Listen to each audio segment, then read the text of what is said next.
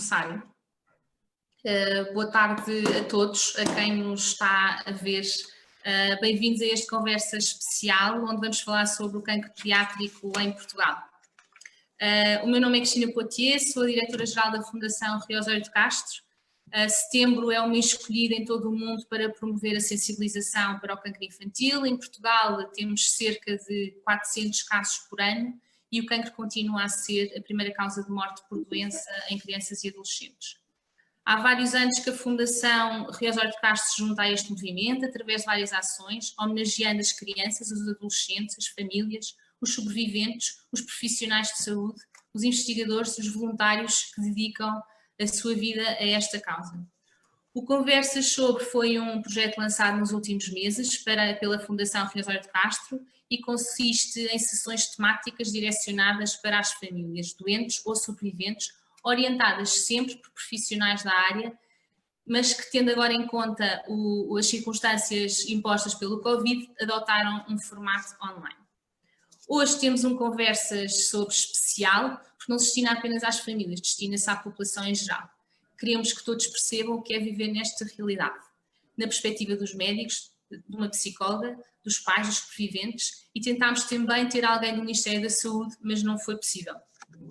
Estas conversas têm o alto patrocínio de Sua Excelência o Presidente da República, muito nos honra, e tem também aqui o apoio da Roche. Em representação da Roche, passo aqui a palavra ao Dr. Ricardo Encarnação. Obrigado Cristina, e boa tarde a todos. É um prazer, é um privilégio também poder estar aqui a representar a Roche e, acima de tudo, a dar um apoio a um projeto da Fundação que nós achamos, e eu pessoalmente considero ser absolutamente crítico.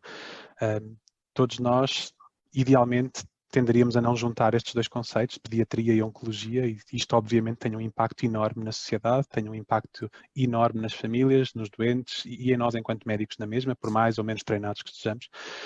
O que tenho a certeza também, e retenho isso de uma conversa que tive com a doutora Filomena, talvez há um ano e meio, é esta perspectiva de esperança e de otimismo, quando, apesar de tudo, lidamos com estas situações no dia-a-dia e sabemos que os avanços da ciência, os avanços da tecnologia nos permitem também cada vez oferecer mais aos doentes, mais às famílias.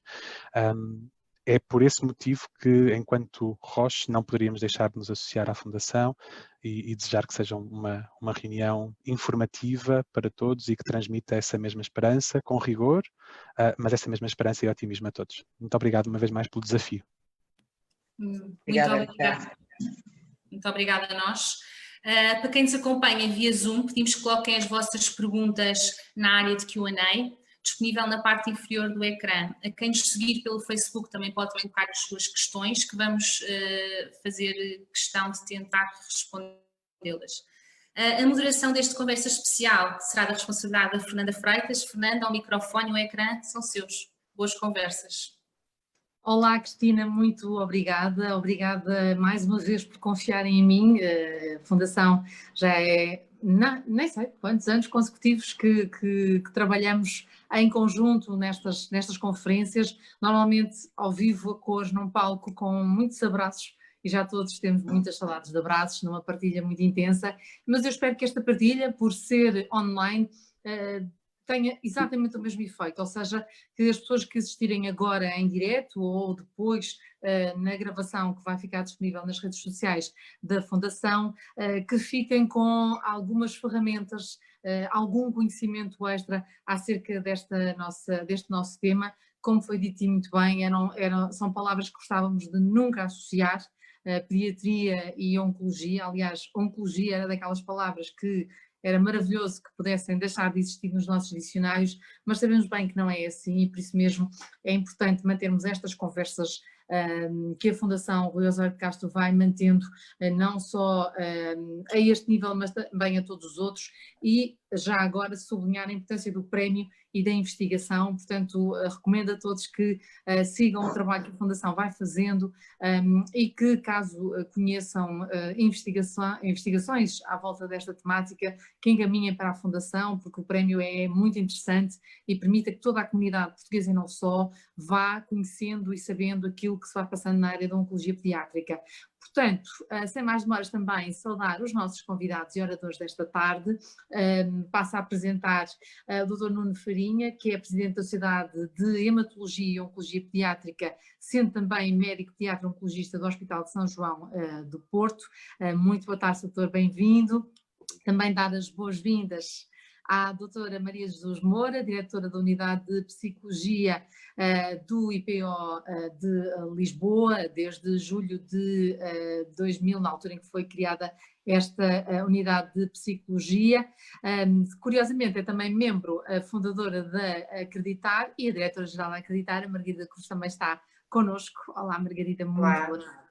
E saudar, por fim, a doutora Filomena Pereira, enquanto diretora do Serviço de Pediatria do IPO de Lisboa, é também formadora de voluntariado e colabora com a Liga Portuguesa contra o Cancro e é também membro do Conselho Técnico do Instituto de Apoio à Criança. Portanto, são 4 oradores de luxo neste dia da Liga Portuguesa contra o Cancro e é também membro do Conselho Técnico. Alguém está a ouvir o Facebook e, portanto, isto é uma das notas técnicas que temos que dar antes de começar, é que por vezes acontece, quando abrimos o nosso microfone, estamos a ouvir a nossa emissão com algum delay, portanto, sabemos que a tecnologia tem este detalhe, não é? Não só nos afasta presencialmente uns dos outros, mas também tem esta coisa técnica chamada delay, ou seja, começamos a ouvir com alguns segundos de atraso as minhas perguntas e as respostas de terceiros. Portanto, por isso é que a interação a nível de oradores é um bocadinho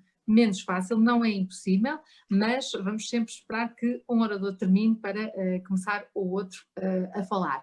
No que diz respeito, como disse a Cristina Patinha muito bem, a quem nos está a ver, podem colocar perguntas tanto no Facebook, como aqui na sessão de Zoom há uma área de perguntas e respostas, Q&A, que eu vou clicando de X em X tempo para perceber se há perguntas desse lado de quem nos está a ver. Começo pelo Nuno Farinha, que vai desaparecendo do ecrã. Não desaparece, doutor, preciso de si. São as nuvens.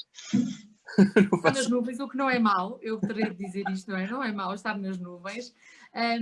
Doutor, é claro que a Cristina Patinha começou logo por contextualizar os números em Portugal.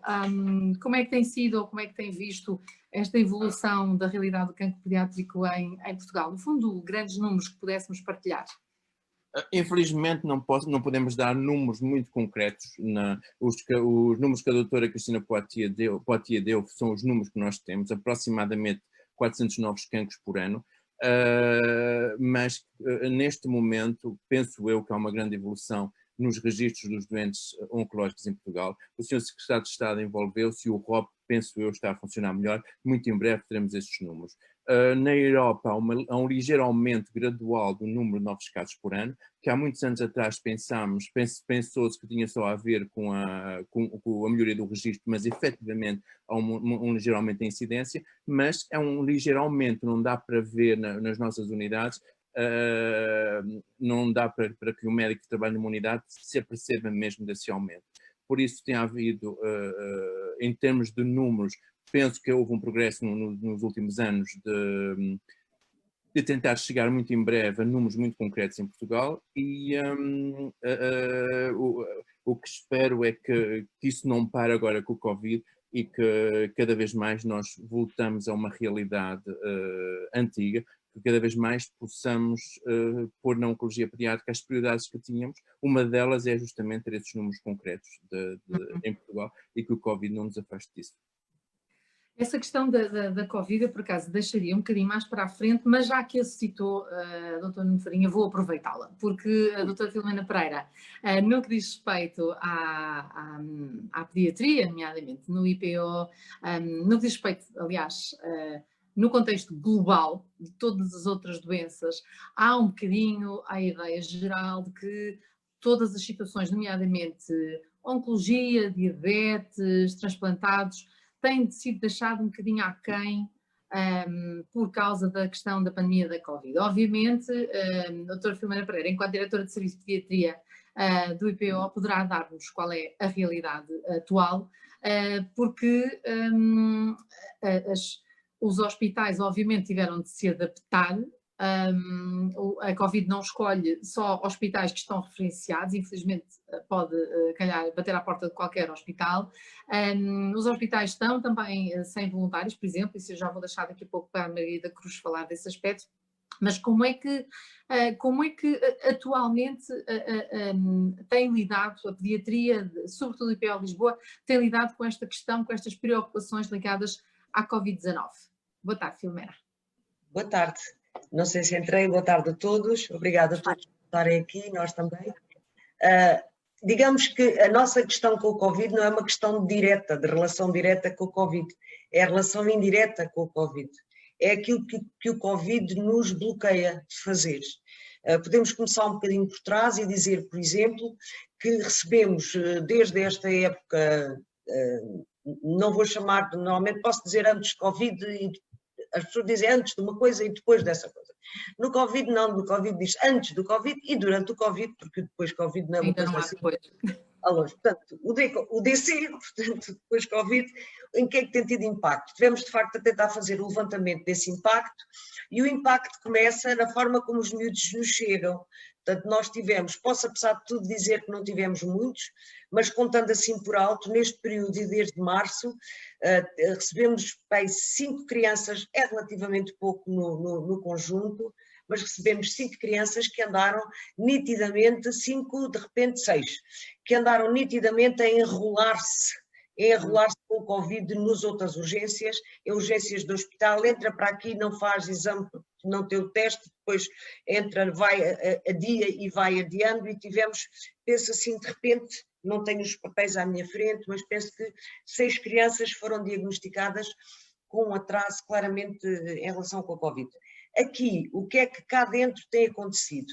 Não temos tido crianças doentes de Covid aqui dentro, tivemos crianças com testes positivos feitos porque vinham pôr catéter ou tirar catéter, sobretudo tirar catéter, e algumas crianças que foram proteladas por causa disso. Não temos tido aqui doentes. A nossa grande questão é que tudo isto nos atrasa os procedimentos que antes eram mais rápidos e, portanto, sei lá, se tivermos um plano de bloco organizado para hoje e de repente hoje nos aparece, ou ontem ao fim do dia nos aparece uma dessas crianças a testar positivo, nós não temos como substituir imediatamente e aproveitar de facto o tempo de bloco. No fundo, isto é uma preocupação adicional e o mesmo em relação aos exames com anestesia geral, no fundo, TACS, ressonâncias magnéticas, no fundo retarda-nos um bocado as coisas na medida em que não nos permite aproveitar de forma clara todos os tempos que temos disponíveis. E, sobretudo, afeta-nos porque é um stress adicional, é roubar às crianças um serviço que nos levou muito tempo a construir em termos de postura, em termos de um corredor em que se anda de triciclo, uma sala fantástica onde se brinca e, no fundo, neste momento, retiramos às nossas crianças tudo aquilo que levámos imenso tempo a disponibilizar para elas, o voluntariado, palhaços, brincadeira, tudo isso, e isto é extremamente doloroso e extremamente complexo, e pronto, em relação a isto penso que só posso estar à espera, não sei nada além do que os outros sabem também, não é, sobre este assunto. Claro. Nada mais posso dizer. Literalmente, não é? Esta espera, acredito que muitas vezes desespera famílias que já por si não estão propriamente a viver uma situação normal e a doutora Maria Jesus Moura, enquanto diretora da Unidade de Psicologia, talvez explicar-nos, não há novo normal para estas famílias. Nós já tivemos noutro fórum reunidas e, de facto, isto só vai complicar um bocadinho mais as coisas, não é? Maria Jesus, boa tarde. Boa tarde a todos. Obrigada pelo convite que me foi feito e pela oportunidade de estar aqui a partilhar aquilo que é a minha experiência. Eu acrescentava que, além de ser diretora da Unidade de Psicologia, eu desde 1991 trabalho com o Serviço de Pediatria do IPO de Lisboa e é claramente a minha área de especialidade é a intervenção com crianças e famílias. E claramente estas questões do Covid têm trazido um stress adicional. Trazem, conforme já foi dito, quer pela doutora Filomena, quer por si própria, que este stress adicional vai desorganizar o sistema familiar Desorganiza também os profissionais de saúde, porque muitas vezes ficamos aqui com algumas dúvidas sobre procedimentos e como dar a resposta mais eficiente e eficaz em determinado tipo de situações, mas aquilo que nós sabemos efetivamente é que estas crianças que estavam habituadas a circular dentro do serviço, ou seja, tentávamos, isso disse a doutora Filomena, de algum modo, quer no IPO de Lisboa, como acontece nos outros grandes centros de oncologia pediátrica, que têm o mesmo padrão, de fazer com que o hospital ou o serviço de pediatria seja um pouco a casa delas, à medida daquilo que é a adaptação hospitalar. E, portanto, estas crianças que circulavam no corredor, conversavam umas com as outras, os pais que se apoiavam muito uns aos outros, quer nas companhias para o pequeno almoço, no refeitório, e que agora estão confinados a um quarto. Não é? Portanto, para todos nós, de um modo global, já tivemos um momento de confinamento e fomos saindo, ainda bem, não sei o que nos espera, mas estes pais e estas crianças que estão internadas continuam confinadas. Não é?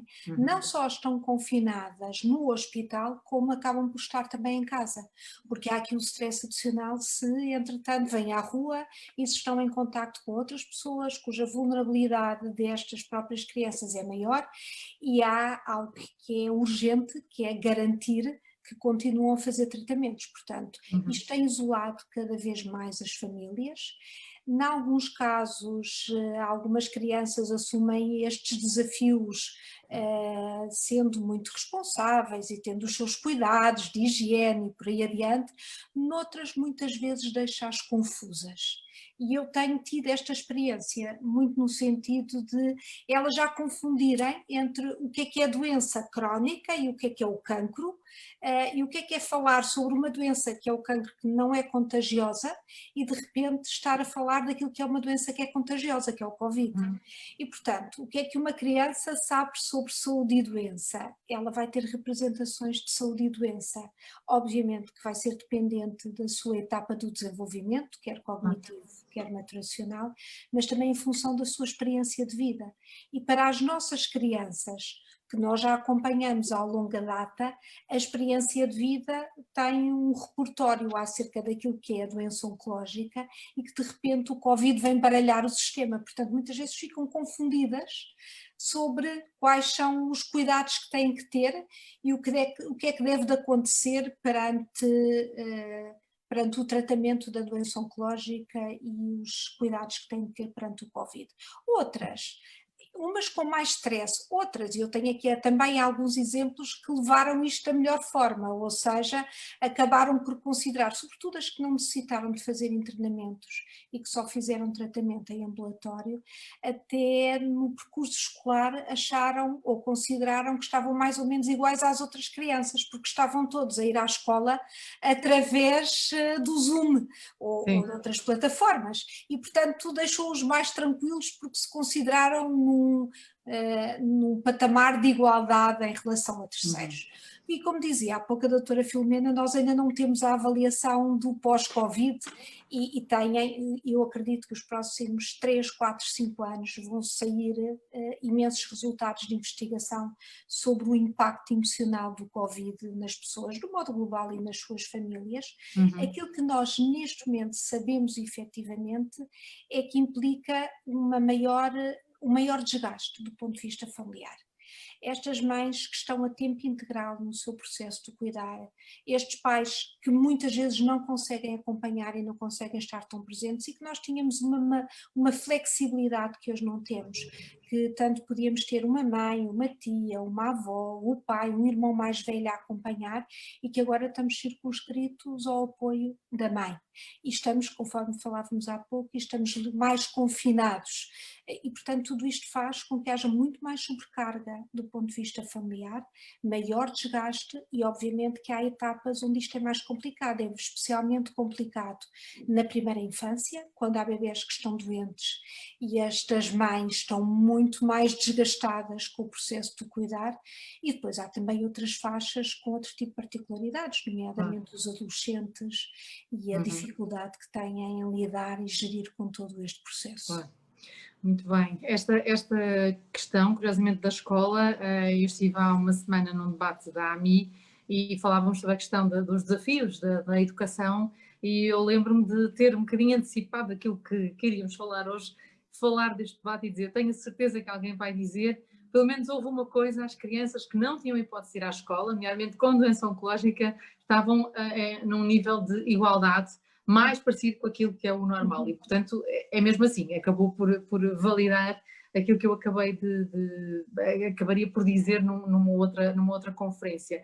E curiosamente foram dizendo aquilo que as crianças e as famílias foram perdendo, não é? Essa liberdade de movimentos, essa facilidade de poder de manhã estar um cuidador, à tarde estar outro, eventualmente no fim de semana estar outro, para estar única e exclusivamente. A quarentena para muitas destas famílias ainda continua, portanto é algo que eu já falei com outras instituições, a questão da máscara e da quarentena já não era novidade para tantas famílias, infelizmente, mas uma das coisas que eu sinto que também os hospitais, as famílias, as crianças perderam foram os voluntários, nomeadamente Margarida, hoje a acreditar, que eu sei que estão também a lutar com esta frustração de quando é que vamos conseguir voltar ao nosso trabalho, que é este trabalho voluntário, dentro da casa, fora da casa. Margarida, como é que tem sido gerir todas estas expectativas dentro das casas, fora da casa, nos hospitais, com as famílias? Olá, boa tarde a todos também. Muito obrigada pelo convite e pela possibilidade de partilhar convosco algumas das nossas questões e também muitas das nossas dúvidas, porque nós, se calhar, como todos vós, temos mais dúvidas e mais questões do que propriamente respostas. A nossa situação foi, como a todos, complexa. Desde logo tivemos que suspender o voluntariado, agora indo um bocadinho ao encontro da questão que a Fernanda coloca. São 600 voluntários que estão em casa e que todos os dias nos perguntam será que nós já podemos voltar? Depois nós de vez em quando chateamos a doutora Filomena e etc. e perguntamos, doutora Filomena, quando é que eles podem voltar? Nós temos noção que as coisas são muito complexas e nós próprios aqui na Casa da Acreditar também não temos voluntários, portanto, mesmo o nosso trabalho e a nossa presença nas casas, as casas têm estado sempre a funcionar desde o início, tivemos variedíssimas questões que se foram levantando ao longo do tempo, obviamente, tivemos que criar formas de proteção que te retiram, no fundo, a naturalidade com que as pessoas estavam nestas casas, as pessoas estavam em casa e hoje em dia estão muito menos em casa, porque acabam por ter tantos cuidados e acabam... É como trazer, elas diziam que deixavam o hospital, entravam aqui em casa e pronto, e sentiam que tinham deixado para trás algumas coisas. Eu sei que há coisas ótimas no hospital e as brincadeiras, etc., mas sentiam que tinham deixado aquela parte e que entravam numa casa. E agora já não é bem assim, acabam por estar de máscara, entram cá em casa, nós tiram os sapatos, mudam de roupa, portanto há todo um conjunto, a própria interação connosco, que estamos aqui na Acreditar no dia-a-dia, que temos estado sempre, embora em equipas alternadas, tem sido muito mais complexa. Nós não brincamos com os miúdos praticamente, não estamos com eles, não abraçamos. Não. Portanto, tudo isso eu acho que tem sido complexo. Como é, por exemplo, ir dando as respostas aos nossos voluntários e mantendo o interesse dos voluntários num trabalho que é todos os dias adiado, ir-lhes dando a informação, eles vão falando com os miúdos por videochamada, etc, mas nunca é a mesma coisa. E os problemas acabam por ser todos novos e todos os dias há questões novas, não é? Vocês estavam a falar há bocado da questão da escolaridade, que é uma questão fundamental para estas crianças e para estes jovens, e de facto durante um período eles sentiram que havia alguma igualdade relativamente às outras crianças. Agora que a escola aparece como uma possibilidade em termos de presença física para as crianças, surgem imensas dúvidas e imensas angústias. Será que o meu filho pode ir à escola? Será que eu devo deixá-lo ir à escola? Será que O médico diz que ele pode ir, mas será que deve ir mesmo? Será que eu devo ter outros cuidados? Será que... Portanto, as dúvidas que nos colocam, imagino que a doutora Filomena ou o doutor Nuno, etc., há de ser um bocadinho igual, as dúvidas são tremendas por parte destes pais, que depois têm também outros filhos em casa, que são os irmãos, e que se questionam sobre, será que estes outros meus filhos também devem ir à escola? O que é que eu devo fazer? A nossa posição é complexa porque, por um lado, nós entendemos que estas crianças precisam desesperadamente de alguma normalidade na vida delas, e se elas puderem ir à escola, e se os médicos acharem que elas podem ir à escola, porque não? Por um lado.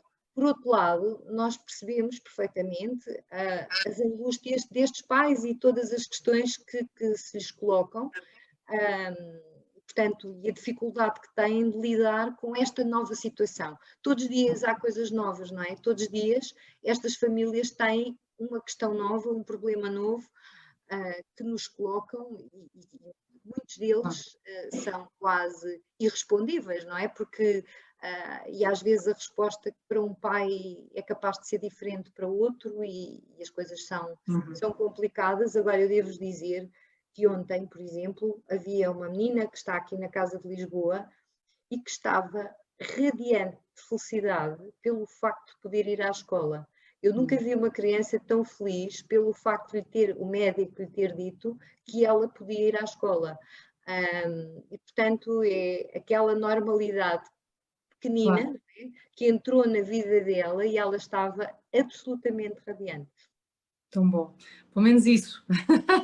Porque acredito, doutor Nuno, como dizia a Margarida muito bem, hoje em dia as grandes questões, obviamente numa família que tem uma criança com uma situação oncológica, as grandes questões hoje em dia devem ser, eu diria 50-50. Por um lado a questão oncológica e por outro lado a Covid, porque não acredito que haja nenhum novo normal para estas famílias, porque só o diagnóstico já veio comprometer o chamado normal, não é?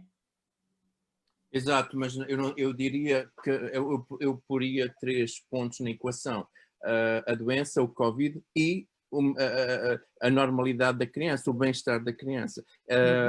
Por isso, eu diria que nos últimos 15 dias mais de metade dos meus doentes me ligaram, ou os pais me ligaram a dizer se pode ir à escola. Não há diretivas muito claras sobre isso. Agora, no passado nós já temos, aliás, uma criança oncológica de alto risco já não vai à escola por facto da doença. Quanto aos outros doentes, em seguimento ou em tratamentos de manutenção, é caso a caso, mas na maioria dos casos aconselho ir à escola. Agora, é óbvio que há exceções. Exceções no sentido, perante das quais eu tenho muitas dificuldades, por exemplo, crianças com atingimento pulmonar devido a fibrose pulmonar, devido à radioterapia ou tratamento com iodo, tenho algumas dificuldades quando perante os receios dos pais, mas as crianças já tinham alguma, como é que eu ia dizer, já corriam algum risco perante outras infecções pulmonares, e por isso eu tenho muitas dificuldades em decidir em alguns casos particulares, mas é muito importante para as crianças irem à escola, e não há dados suficientes para impedir crianças irem à escola, basicamente. Eu acho que elas têm que continuar uma vida normal. Obviamente, as crianças de alto risco em quimioterapias intensivas não vão à escola, como já não iam à escola, não só por causa do Covid, mas das outras infecções. Quanto ao resto, não há dados. Em primeiro lugar, são crianças, têm menos risco que os adultos. Em segundo lugar, não há dados que mostrem que essas crianças, fora dos tratamentos intensivos, tenham muito maior risco. É óbvio que há pequenas exceções nas quais nós avaliamos caso a caso, mas eu acho muito importante que possam ir à escola, sobretudo que nós não sabemos o tempo que o Covid vai durar. Nós não podemos manter crianças fora Claro, não é? dos seus pares durante muito tempo. E para além disso, depois há o outro problema, que é algumas crianças de alto risco, os pais vieram-me dizer, mas eles vão à escola, vão entrar por outra porta, a escola abre todos facilita, uma das escolas facilitou muito, entram por outra porta, vão estar a uma mesa a 3 metros de distância dos outros, só para eles, mas entramos também numa certa ostracização. Por isso é muito complicada a decisão, em alguns casos, de deixar ou de impedir a escola, Mas, em regra geral, eu acho que as crianças têm que ir à escola, com exceção de tratamentos de alto risco. Não sei o que a doutora Filomena acha, mas essa é a minha opinião.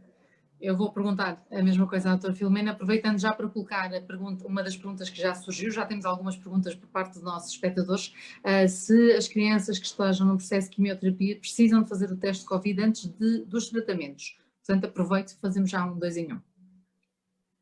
Portanto, continuando com a escola, no fundo nós tivemos aqui discussão montada para conseguirmos emitir indicações, e penso que há de ser posto no site com toda a bibliografia que entretanto se coletou, para se concluir, no fundo, aquilo que vem corroborar o que o Dr. Nuno Farinha estava a dizer. Os dados disponíveis dos estudos realizados até agora, e foram imensos em muitos sítios, não comprovam a existência nem de maior risco de infecção, nem de infecção mais grave em crianças com doença oncológica do que sem doença oncológica. O que determina, de facto, a não ida é a existência de outras patologias, nomeadamente pulmonares. Portanto, no fundo e no conjunto, tirando algumas exceções, quem já estava libertado para ir à escola continuará a ir à escola. Em relação aos tratamentos, nós não fazemos sistematicamente testes de Covid a todas as crianças em todos os momentos. Portanto, isso seria uma prática completamente impensável no regime, na maioria dos regimes destas crianças.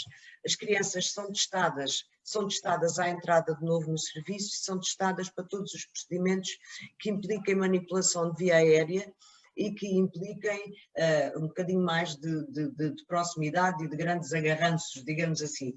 Portanto, não estamos a testar os miúdos sistematicamente. Nomeadamente, nós temos grande parte dos miúdos que vêm ao hospital semanalmente. Isso corresponderia a testes em permanência.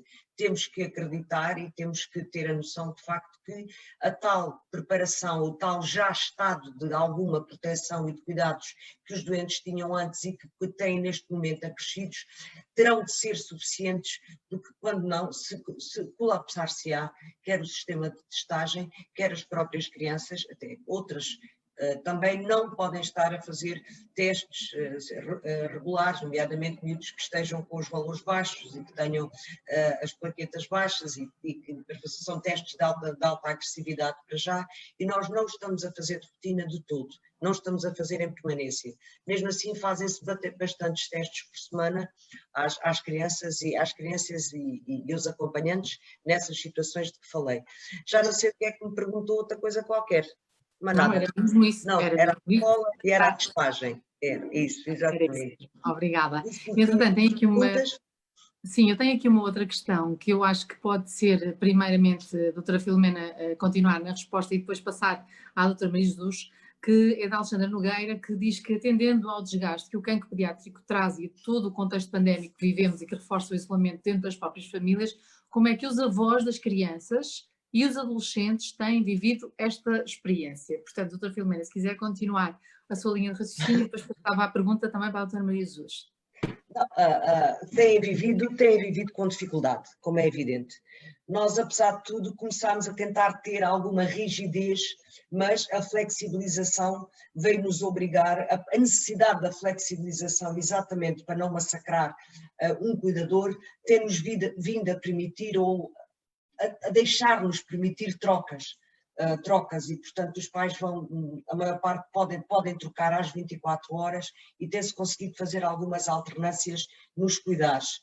Os avós estão muito postos de lado, de facto, a não ser quando são eles os cuidadores principais, e obviamente que a gestão é de alta dor, todos nós sabemos isso. Em relação aos adolescentes, já tínhamos, no fundo, estamos a aumentar nos que estão em tratamento e nos que estão isolados aqui, estamos a aumentar todas aquelas implicações que existiam previamente e que estão fartas de ser conversadas, e que seguramente a Maria de Jesus referirá, do isolamento dos seus pares e do aumento da dependência numa altura em que a ideia era bater asas, e portanto temos uma coisa duplamente prejudicial, era para bater asas, não só não bate as asas, como fica mais contido. E, portanto, no fundo, nada de novo, penso eu, nada que não se esperasse que acontecesse. Doutora Maria Jesus, continuando, eu acredito que continuar esta linha de Sim, raciocínio. sobretudo neste desafio, que é o maior desafio no desenvolvimento da criança com doença oncológica pediátrica, é sobretudo a questão da autonomia. E as crianças, desde pequenas, estão sucessivamente a conquistar a sua autonomia no seu desenvolvimento global. E o facto de terem uma doença crónica vai fazer com que, inevitavelmente, claro que isto depois vai depender de cada uma das famílias, mas inevitavelmente os pais vão super protegê-las, o que é natural, não é? Perante o processo, por aquilo com o que se vão deparando, e naturalmente vai fazer com que em determinadas alturas do desenvolvimento, e sobretudo se nós pensarmos numa criança em idade escolar que continua a fazer tratamentos e atravessa a saída da idade escolar para entrar na adolescência, onde supostamente já nessa etapa poderia querer fazer maiores desafios de se autodefinir, muitas vezes vão ser crianças que estão muito mais dependentes. Por um lado estão mais crescidas porque conversam imenso com os adultos e o mundo está muito centrado em torno dos adultos, mas por outro lado há algumas áreas de desafio que são normais e que são comuns, que não são elaboradas em relação aos seus pares. E aquilo que nós sabemos, e aqui não posso deixar de falar dos irmãos, é que depois há dentro da família o sistema de comparação. Não é? Entre outros irmãos que às vezes até são mais novos e que já desafiam mais as figuras parentais e desafiam a diversos planos, desafiam porque não só estão mais distantes e têm a perda do contacto mais próximo com os seus irmãos que estão doentes, como simultaneamente também estão a chamar a atenção das figuras parentais, porque eles também têm que se afastar deles. E portanto há muitas vezes estes sistemas de comparação entre o que está doente, cresceu mais e não contesta tantas figuras parentais, os irmãos que contestam mais, e gerir todos estes aspectos na família não é fácil. E aqui os avós muitas vezes têm um papel também apaziguador, porque já educaram os seus filhos, agora enquanto avós não estão tanto, a não ser os que estejam mesmo nas tarefas de cuidar, não estão tanto com esta função de educar, estão mais com uma função de dar colo, encontrar algum sentido para aquilo que se está a viver e a apaziguar muitas vezes estas tensões que podem existir dentro da família. E claro, como dizia há pouco a doutora Filomena, os avós continuam a ter a porta aberta, mas não estão com a mesma facilidade, ou seja, nós teríamos dentro do serviço, naturalmente, pelo menos 2 elementos da família no contacto direto diário com as crianças e agora só temos um. Não há visitas e, portanto, obviamente que faz com que fiquem muito angustiados e muitas vezes também a cuidar. Volto a falar dos irmãos e volto a falar da escola sobre as questões que se vão colocando em situações em que há tratamentos de quimio para as situações de alto risco, em que fica um bocadinho a ideia de agora com quem é que ficam os irmãos. Eles vão para a escola ou não vão para a escola? Ficam em casa ou ficam na casa dos avós? Ou ficam na casa de terceiros? E estes são desafios muito importantes e, como dizia há pouco a Margarida, alguns nós temos efetivamente resposta. Eu julgo que a resposta é sempre, a resposta só vem do diálogo, não é uma resposta coletiva. Eu julgo que já há pouco, quer o Dr. Nuno Farinha, quer a doutora Filomena, nos falaram de uma resposta global, que é crianças que estão bem, que já iam à escola, com os devidos cuidados, só temos a ganhar que elas mantenham a sua vida normal. Situações complexas, eu julgo que têm sempre que ser discutidas individualmente com o médico. Não é? E, portanto, porque é também junto dessa discussão que nos dá a oportunidade de saber quais são as dificuldades dos pais.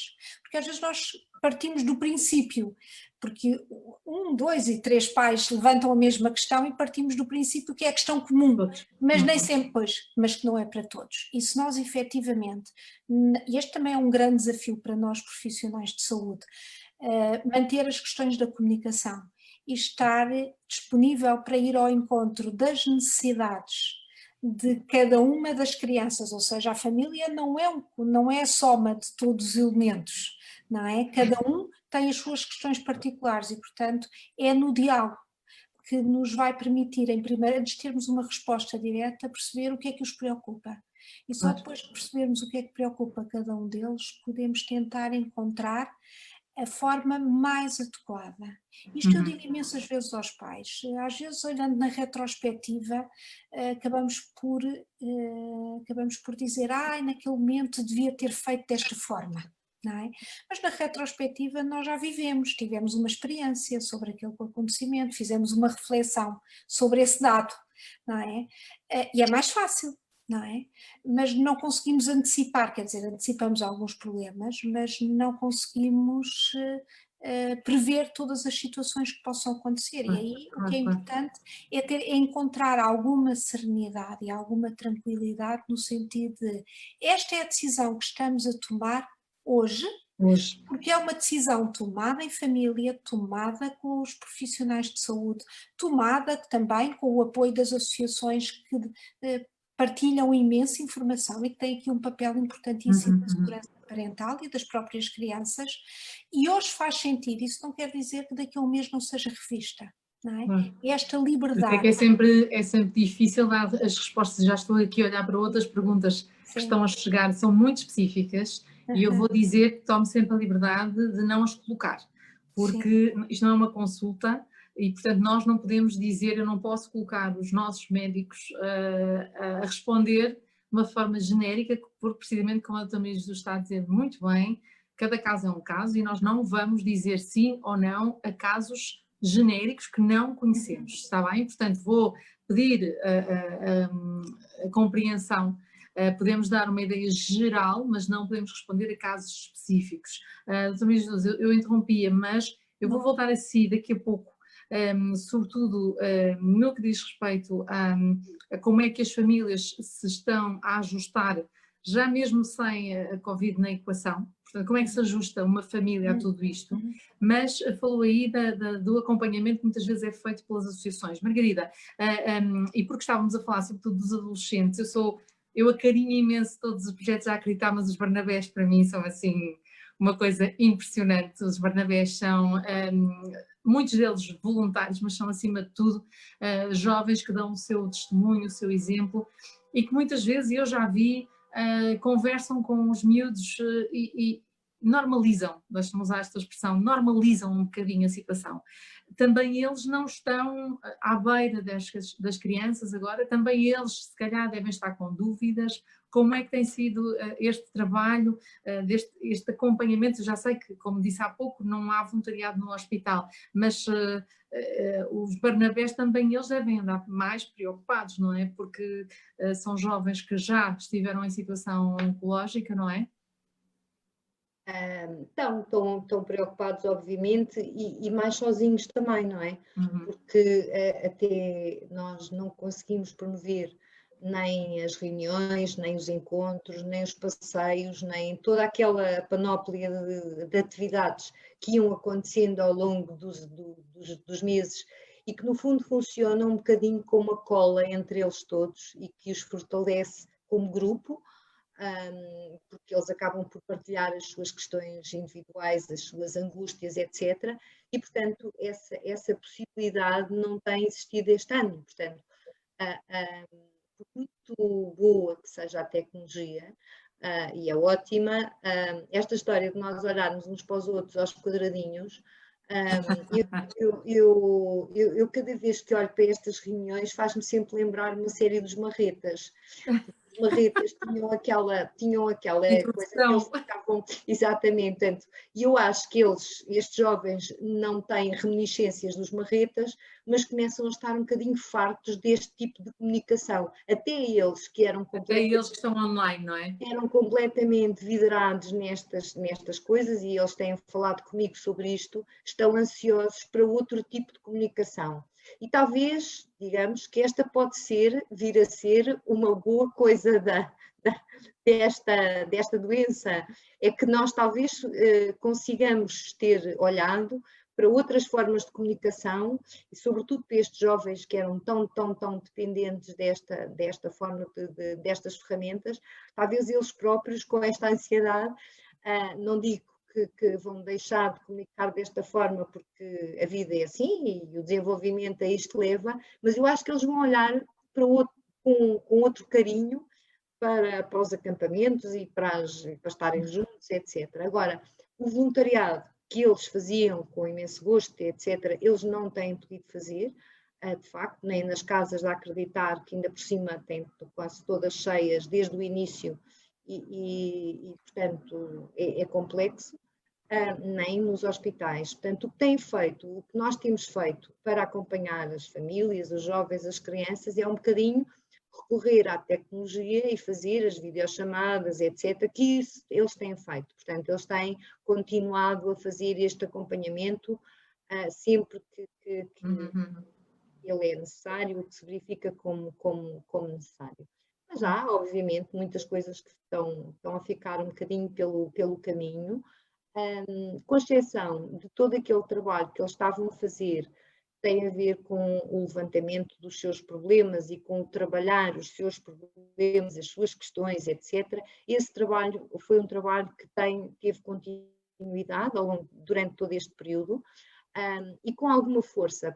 Portanto, como nós não podemos dedicar-nos a determinadas coisas, direcionamos os nossos esforços para nos dedicar a outras e, portanto, eles estão neste momento muito ativos a trabalhar tudo aquilo que tem a ver com as questões que os inquietam, digamos assim, e as questões que penalizam as suas vidas, porque eles tiveram cancro, mas continuam, alguns deles estão curados, etc., mas continuam a ver as suas vidas penalizadas com coisas como não poder comprar uma casa. Não poderem comprar uma casa, etc, etc. Hoje saiu uma notícia numa revista na sábado sobre essa questão, onde 2 jovens falam sobre este importante problema da vida deles, e quem diz estes outros, e estes nós temos de continuar a trabalhar, e é também uma forma de eles se manterem ligados uns aos outros e a trabalhar com objetivos muito concretos. Claro, muito bem.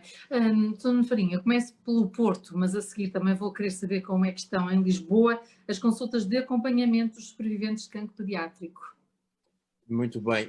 O Porto, há vários modelos de acompanhamento das crianças, acompanhamento a longo prazo, estamos a falar. Há vários modelos de acompanhamento. O Lisboa tem uma grande série, um modelo muito bem montado. No Porto, as consultas de seguimento são feitas por um médico assistente do doente e no mesmo espaço e na mesma lista de consultas que as outras consultas. Não houve, entre aspas, grandes alterações nesse seguimento. Aliás, a grande alteração que houve é que a maior parte dessas consultas passaram a ser não presenciais, mas as crianças continuaram a ser seguidas normalmente, de maneira não presencial, talvez algum atraso dos exames, mas a minha impressão é que muitas vezes nós fazemos muitos exames de seguimento, comparativamente, por exemplo, aos Estados Unidos, onde fazem muito menos do que nós.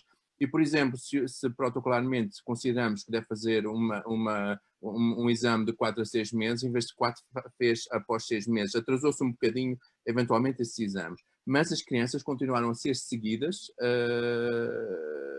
por consultas não presenciais e por isso houve sempre um acompanhamento das crianças que tinham seguimento a longo prazo. Não, penso que não houve, ninguém saiu prejudicado pela situação do Covid.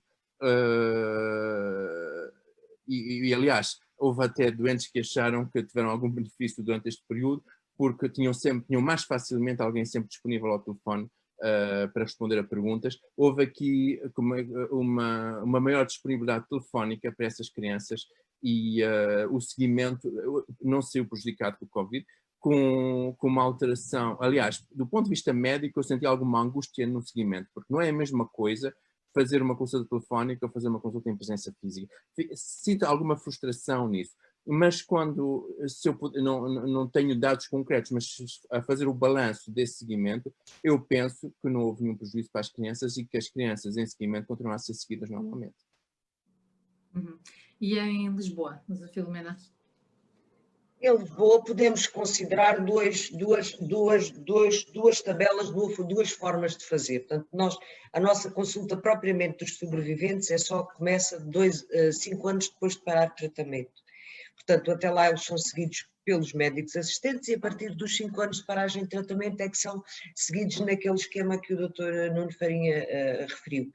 Bem, só esses miúdos é que foram praticamente todos conversados durante aquele período do confinamento. Foram conversados, houve alguns que eventualmente manifestassem queixas e esses eram vistos dos miúdos com mais de 5 anos de paragem. Curiosamente, neste momento em que já se retomou há um tempo as marcações normais, portanto a partir do período do confinamento, começou-se a remarcar os doentes todos, porque nós... Ok, obviamente tudo voltado ao sítio, são eles agora que pedem para não vir, quer dizer, isto está assim um bocadinho pervertido. Em relação aos outros miúdos que têm, portanto, nos seus seguimentos normais, essas consultas não foram adiadas, nenhuma consulta foi adiada de todo e algumas foram feitas, os miúdos que estão perfeitamente bem, sei lá, seguimentos de 2 meses fizeram em 3, portanto, digamos, no cômputo geral, as coisas não ficaram por fazer. Tivemos que estabelecer critérios de exigência, entre aspas, no que se refere aos exames e conseguimos, apesar de tudo, um acordo com a radiologia, aquela que nos é particularmente atribuída a nós, os tempos de radiologia, que são muito poucos, para, mesmo durante o tempo em que havia poucos radiologistas no hospital ou poucos serviços a funcionar em pleno, nós tínhamos critérios de prioridade para os nossos doentes e, portanto, muito poucos doentes foram adiados. Digamos que talvez 2 doentes, nos caia na cabeça que 2 doentes foram adiados e que nos custou um bocado adiá-los. Mas no conjunto, uma vez que continuámos a ter, não tivemos todos os tempos, mas tivemos a maior parte das vezes o tempo todo que nos era destinado, não houve, agora, com um esforço brutal. Isso, de facto, parecia que tínhamos quase toda uma instituição em meio layoff e nós a trabalhar a puxar uma carroça cheia de impedimentos e de bloqueios. Isso sentiu-se. Os miúdos acho que estiveram bem, não tiveram grandes repercussões.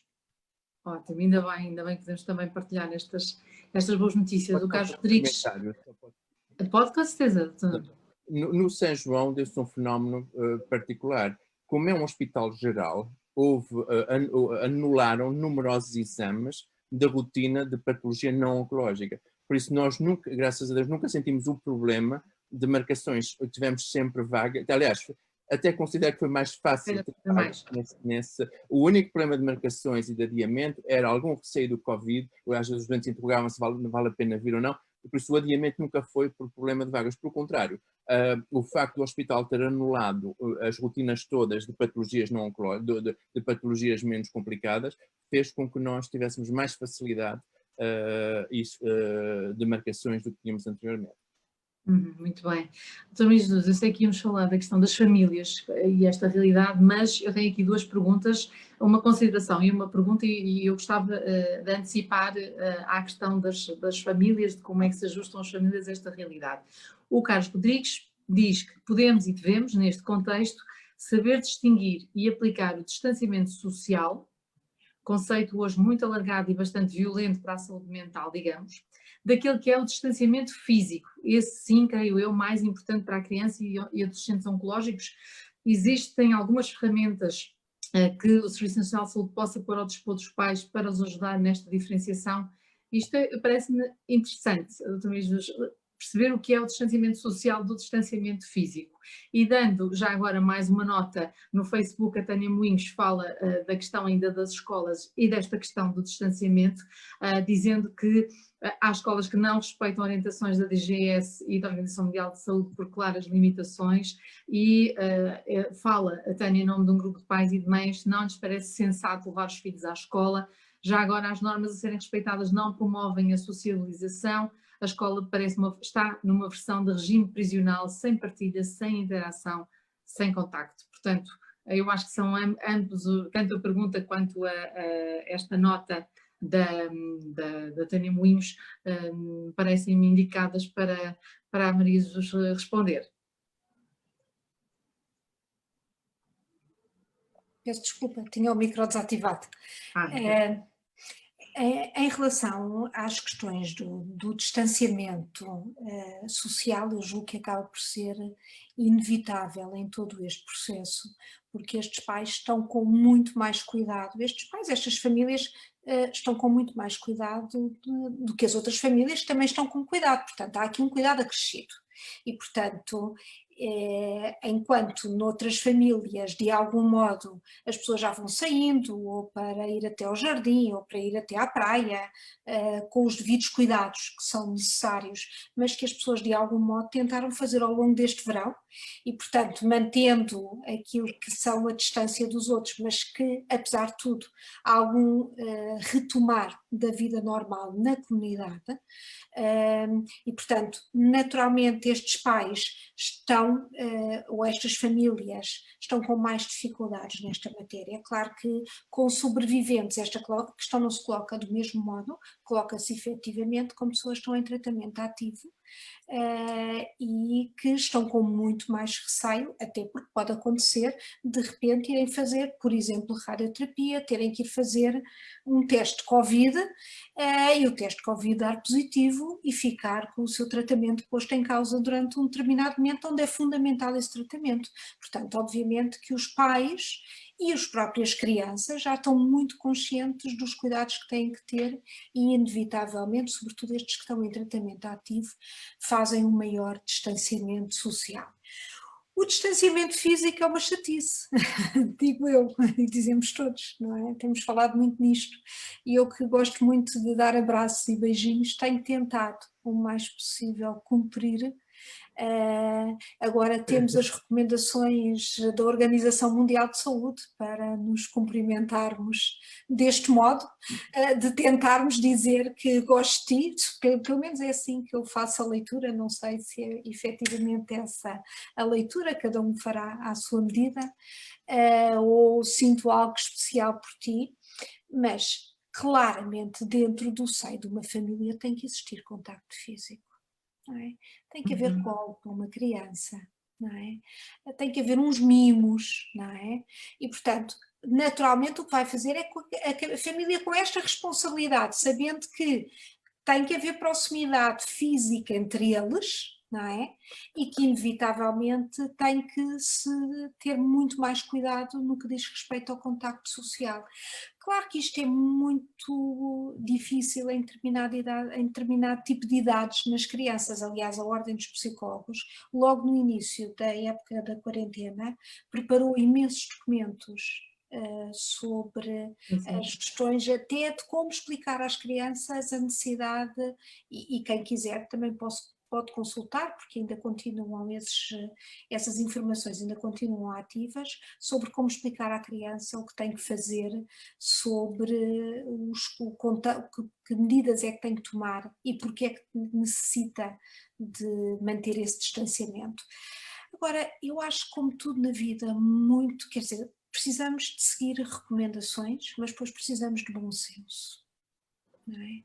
E o bom senso gera-se no seio de cada família, com os seus valores, crenças que são diferentes, quer dizer, há um padrão comum também que tem a ver com a nossa cultura e com a nossa sociedade, mas depois há padrões particulares de cada uma das famílias e claro que com os cuidados que todos temos que ter, mas não podemos deixar de ter esta questão em consideração. E eu vou-vos dar um exemplo, até que há tempos dizia a minha filha mais nova, que já está no fim do período da adolescência, e que lhe dizia, anda cá, que eu preciso te dar uns abracinhos, que ando com muita necessidade também de dar abracinhos em alguém. Mas eu julgo que é importante, eu não sei se dei efetivamente a resposta certa ou pretendida aos pais, mas esta questão da responsabilidade lá fora, como eu também ando na rua, mas se vou à praia tenho um cuidado especial em escolher para que praia que vou e sobretudo que sei que trabalho numa unidade de saúde onde tenho esta responsabilidade, não posso só exigir das outras, não posso só exigir das famílias que cumpram isso, quando nós profissionais de saúde também temos essas exigências acrescidas, não é? Claro. E portanto tenho muito cuidado, mesmo com amigos com quem saia, também está restrito, o número de pessoas com que nós saímos aqui em casa. As pessoas com quem mantemos algum contacto são pessoas que nós sabemos que também têm cuidados e, portanto, inevitavelmente traz esta exigência para todos nós. Mas depois bom senso e dentro da família as crianças precisam muito de colo e mimo, e o mimo não faz mal nenhum a ninguém. E às vezes tem pais que chegam à consulta, não a propósito do Covid, mas às vezes tem pais que chegam à consulta ou avós que dizem esta criança é muito mimada. E eu digo sempre, o mimo não faz mal nenhum.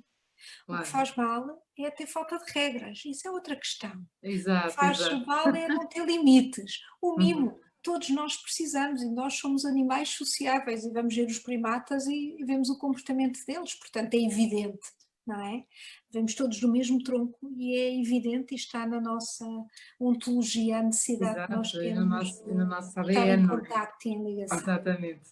Esta questão, e ainda bem que alargou para além da Covid, é engraçado porque noutras línguas a palavra mimo diz-se de duas maneiras, não é? Uma para o mimo que estraga e outra para o mimo que faz bem, o mimo do colo, o mimo que todos nós, pais, cuidadores, gostamos, sentimos necessidade até de dar.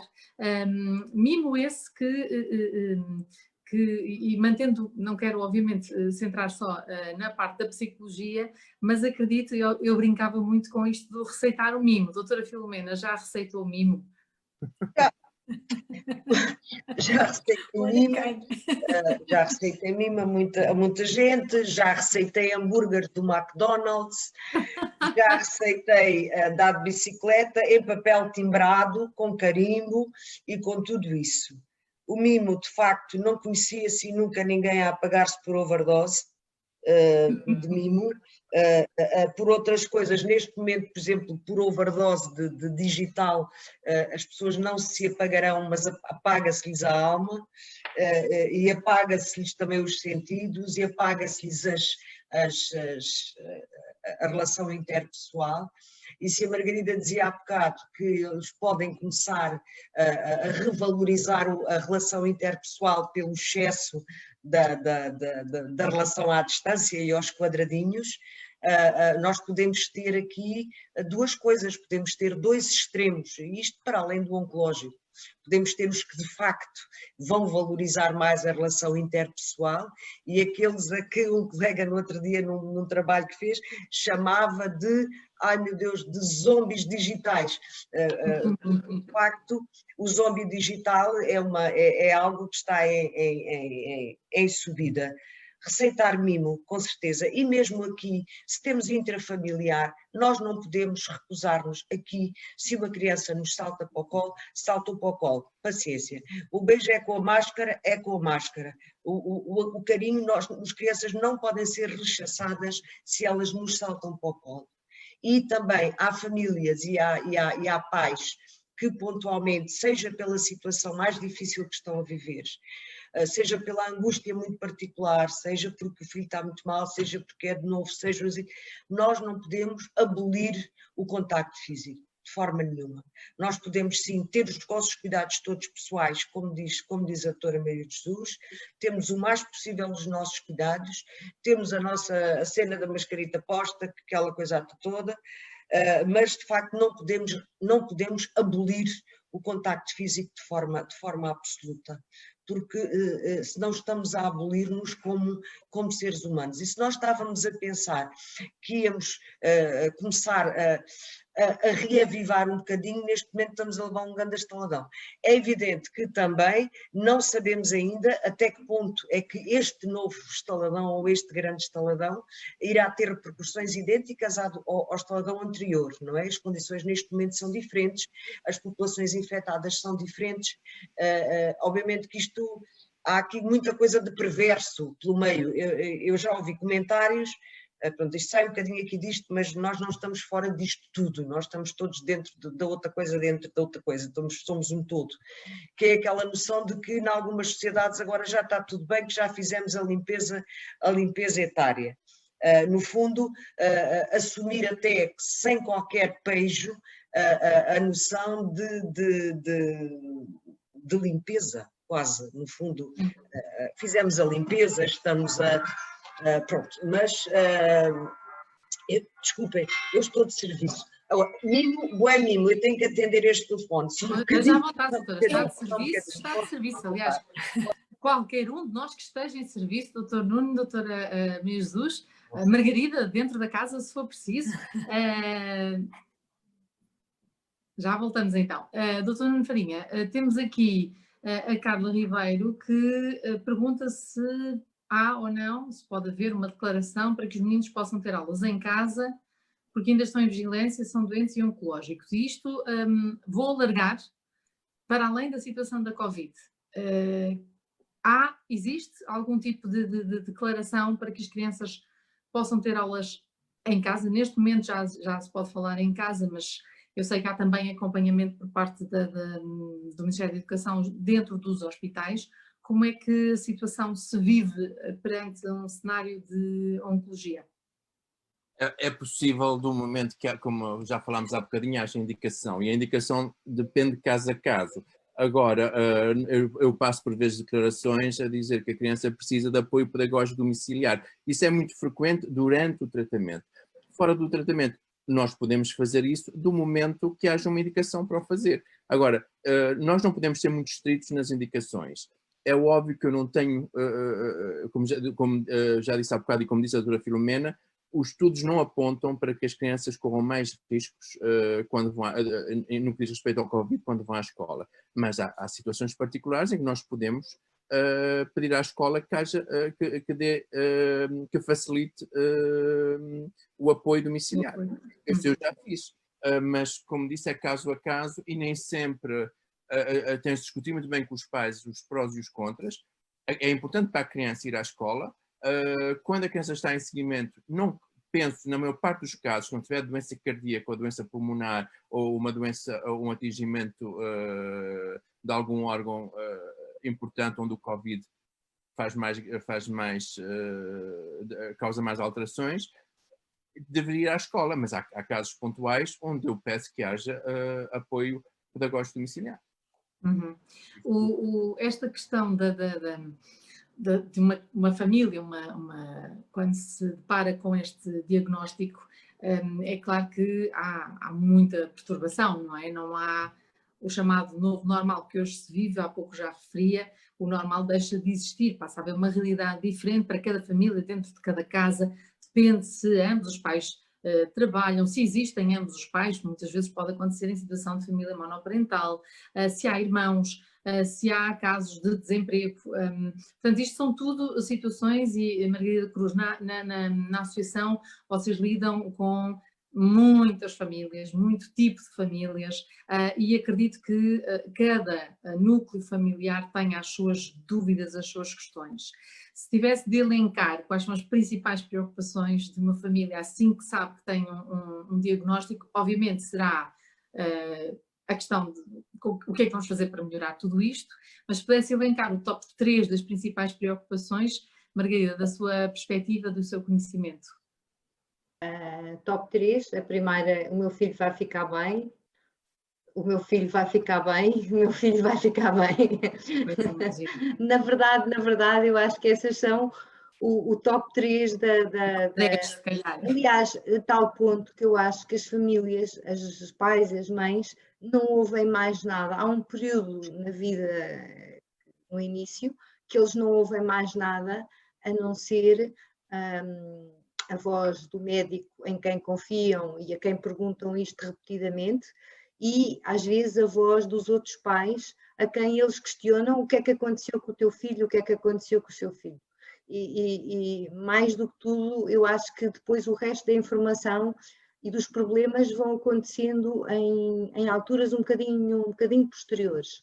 Depois surgem todas as questões, não é? Portanto, as questões da necessidade da deslocação, da logística da deslocação, porque o facto de terem que ir para um centro e serem de outro local, portanto, como é que isso vai funcionar, quem é que fica com os meus filhos, portanto, todas as questões que são, no fundo, esta logística de alteração profunda da sua vida familiar, eu acho que são uma questão importantíssima. Depois também aquelas que são as alterações económicas destas famílias, portanto, o impacto que isto tem na economia familiar, as despesas acrescidas, etc.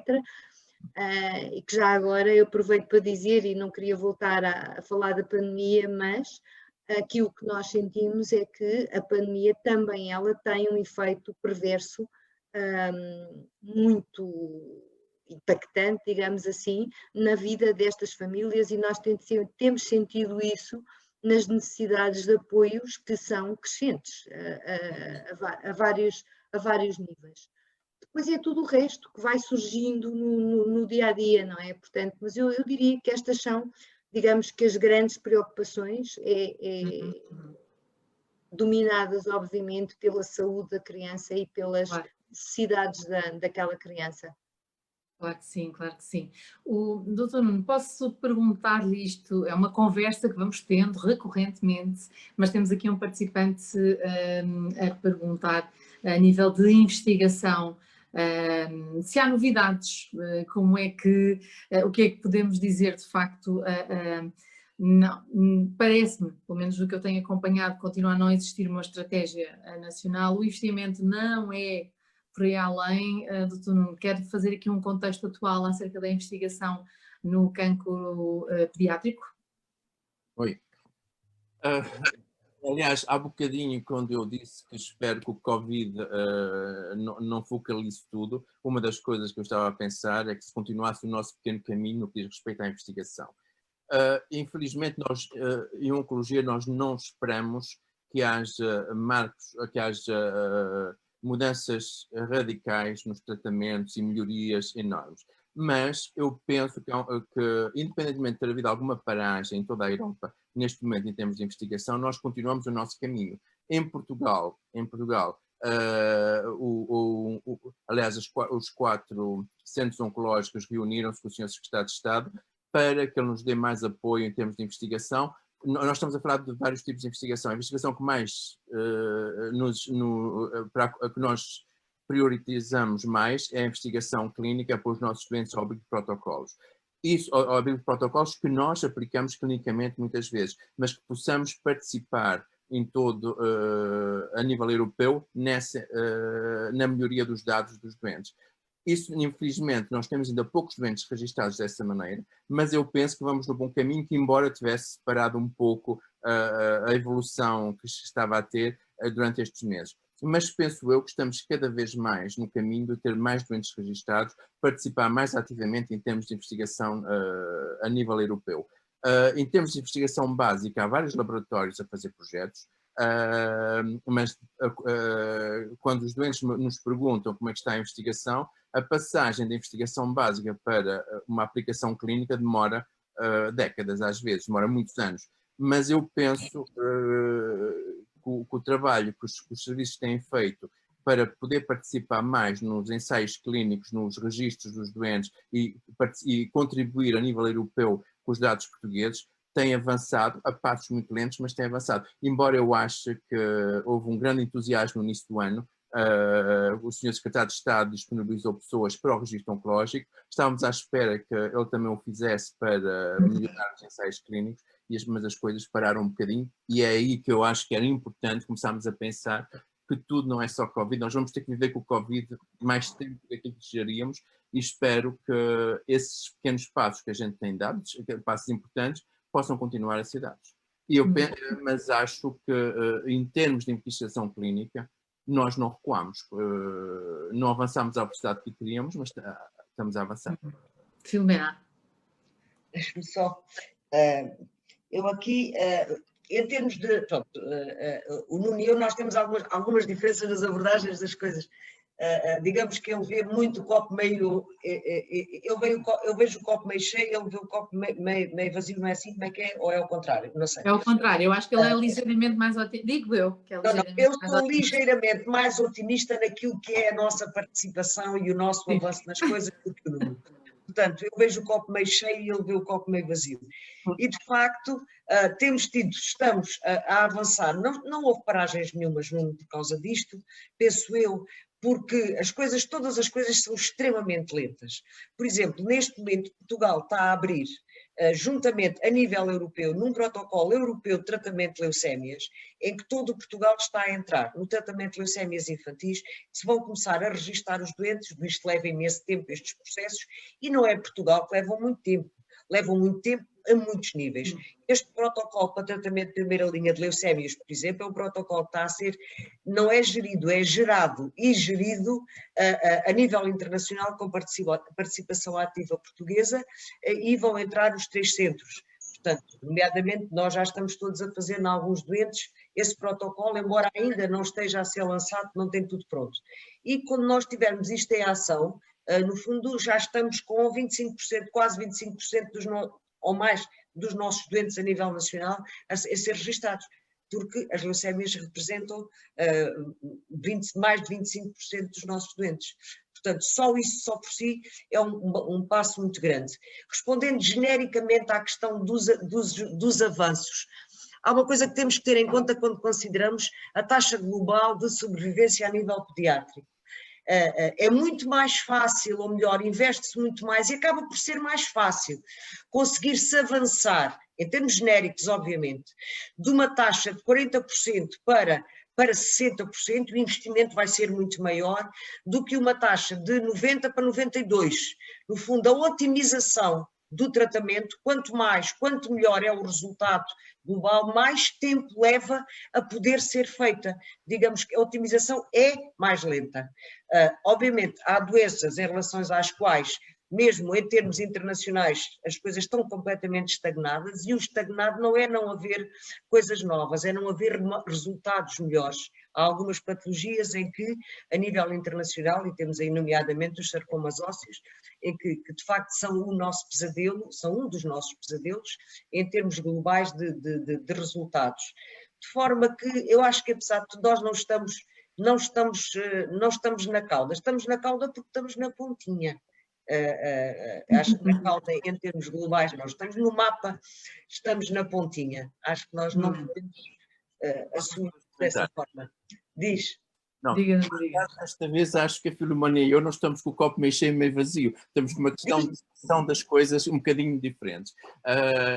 Portugal é um país muito esquisito na Europa, porque se formos a ver a classificação de Portugal, nós somos classificados como widening country, widening quer dizer um país que precisa de alargar e que precisa de buscar mais fundos para a investigação. Fomos classificados como um país com baixo investimento na saúde, mas quando vamos ver os resultados, temos a mesma sobrevivência que os países mais ricos. Quando vamos a ver o que nós podemos fazer aos doentes, temos muito mais facilidades, por vezes isto pode ser aberrante ser dito, que países como Inglaterra ou países nórdicos com condições. Porque se eu quiser, no meu hospital, mandar um doente para fora porque achamos que é mais fácil fazer esta cirurgia ou aquele tratamento fora, o hospital vai pagar, o sistema de saúde vai pagar. Nós não temos, aliás, atenção, estamos a falar de uma indicação clínica, não estamos a falar de fazer coisas experimentais, etc.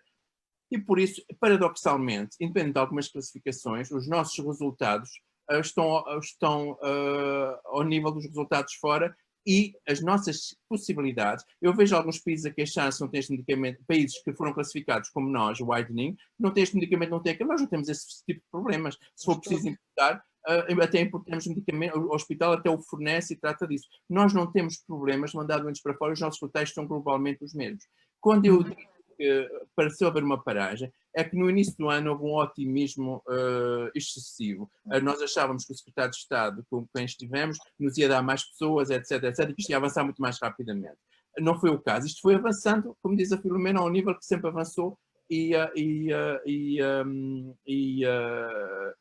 aliás, não chegámos a ter tudo o que nós desejaríamos no início do ano, mas lá chegaremos. Diga, Filomena. Pronto, cá estamos nós. Escuta, eu não punha muitas esperanças nos secretários de Estado. Olha, há uma coisa que é assim, os secretários de Estado vão mudando. Escuta, os secretários de Estado vão mudando. Quem vai ficando aqui somos nós, estás a ver? Já há muitos anos, eu na parte que me cabe já vou com 30. E os secretários de Estado, ao pequeno almoço, na sanduíche, barrado, o que for, N. A questão é, indicações, eles podem manifestar. É imenso, imenso, até porque é ótimo e fica bem, nós estamos no ano do cancro, a Europa mobiliza-se toda para o cancro, por amor de Deus, porque é que Portugal não há de as suas figuras públicas e etc. Aqui no duro e no batente, se nós não fizermos o trabalhinho de casa e esforçar as coisas, ele não nos vai dar, ninguém nos vai dar gente. Nós temos que insistir, recorrendo àquele sofisma de que até já o secretário de Estado diz que nos vai dar gente. Isto sou eu assim um bocado, mas tu conheces-me, todos me conhecem já há muito tempo, isso aliás estou muito mais velha e desde o Covid já deram por isso, também me envelheceu imenso, e portanto não estranham eu publicamente dizer estas coisas, porque é de facto mesmo assim, nós temos que bolir, se conseguirmos que alguém em termos legais ou institucionais ou o que for, nos facilita algum percurso, haja Deus, que andeia que vai à frente é aquela calomnia, mas de facto nós temos que fazer o esforço, e se tivermos dificuldades, aí, mas já tivemos apoio de não sei quem, a iniciativa não vai partir de cima, é de todos nós, acrescentar algo? não é? Posso acrescentar algo? Vou juntar as elementos à conversa. Acrescentava no sentido de, primeiro, claro que muitos dos interesses dos pais e todos nós, na comunidade, estão centrados na investigação clínica para termos melhores resultados. Quem tem também aqui um papel muito importante são os sobreviventes, os Barnabés, as associações, não é? Aqui também no seu papel de patient advocacy, muito no sentido, porque são eles que diretamente, todos nós estamos interessados, mas eles também diretamente interessados e de viva voz a representarem aquilo que são as necessidades de ir ao encontro de respostas distintas, e isto por um lado na discussão da investigação clínica, mas não podia deixar de falar das questões psicossociais, não é? E da investigação nas áreas psicossociais e que nos têm dado resultados também muito interessantes e muito significativos sobre as questões da adaptação e sobre as questões da adaptação das famílias, e aquilo que nós sabemos, e como dizia há pouco a Margarida, sobre a questão da pergunta, sobre o que é que os pais perguntam mais e que vem sempre no sentido de quando é que o meu filho vai ficar bom, o meu filho vai ficar bom, o meu filho vai ficar bom, e obviamente isto tem a ver com algo e que eu utilizo muito a analogia do leque, não é? A vida da pessoa está aberta e com o diagnóstico da doença há um foco, não é? O foco específico é tratar, é combater doença, e que muitas vezes não há propriamente, às vezes até muita disponibilidade para abordar outras questões, não é? E às vezes até dentro da rede, dentro das famílias ou da rede social de apoio, as pessoas têm muita ideia de quando alguém lida com uma situação de crise ou de impacto emocional, tem que ser logo perguntar como é que estás a sentir, como é que estás a lidar com isto, e às vezes as pessoas debaixo deste impacto de todo não estão concentradas, isto não é o foco é organizar-se, estruturar-se, ter apoios para combater doença. Isso depois são temáticas que vêm mais tarde e que às vezes nós também sabemos, e a investigação também nos fala sobre isso, da ressaca psicológica no fim dos tratamentos, não é? Que é que quando todos, quer doentes, crianças e jovens e as famílias se podem permitir muitas vezes a elaborar sobre o que é que nós passamos, não é? Mas, e isso tem um impacto significativo, mas sobretudo o que nós também vamos sabendo, e é importante para todos nós, e a investigação nos diz, é que a forma como nós famílias e doentes, ou as pessoas lidam no momento do diagnóstico, tem um impacto significativo no percurso da doença. Ou seja, se há uma boa adaptação, dentro do possível, obviamente, aquilo que nós sabemos que é o trauma e o stress de todo este processo, mas se existem recursos que são utilizados dentro da família, que promovem a adaptação da criança e da família, é quase como criado um modelo que se mantém no percurso da doença e que é adaptativo, como também sabemos que famílias que têm mais dificuldade de se adaptar no momento do diagnóstico, depois que vão manter muitas vezes este padrão, não quer dizer que não haja correções e que não haja alterações, mas que muitas vezes vão manter este padrão de dificuldade de adaptação.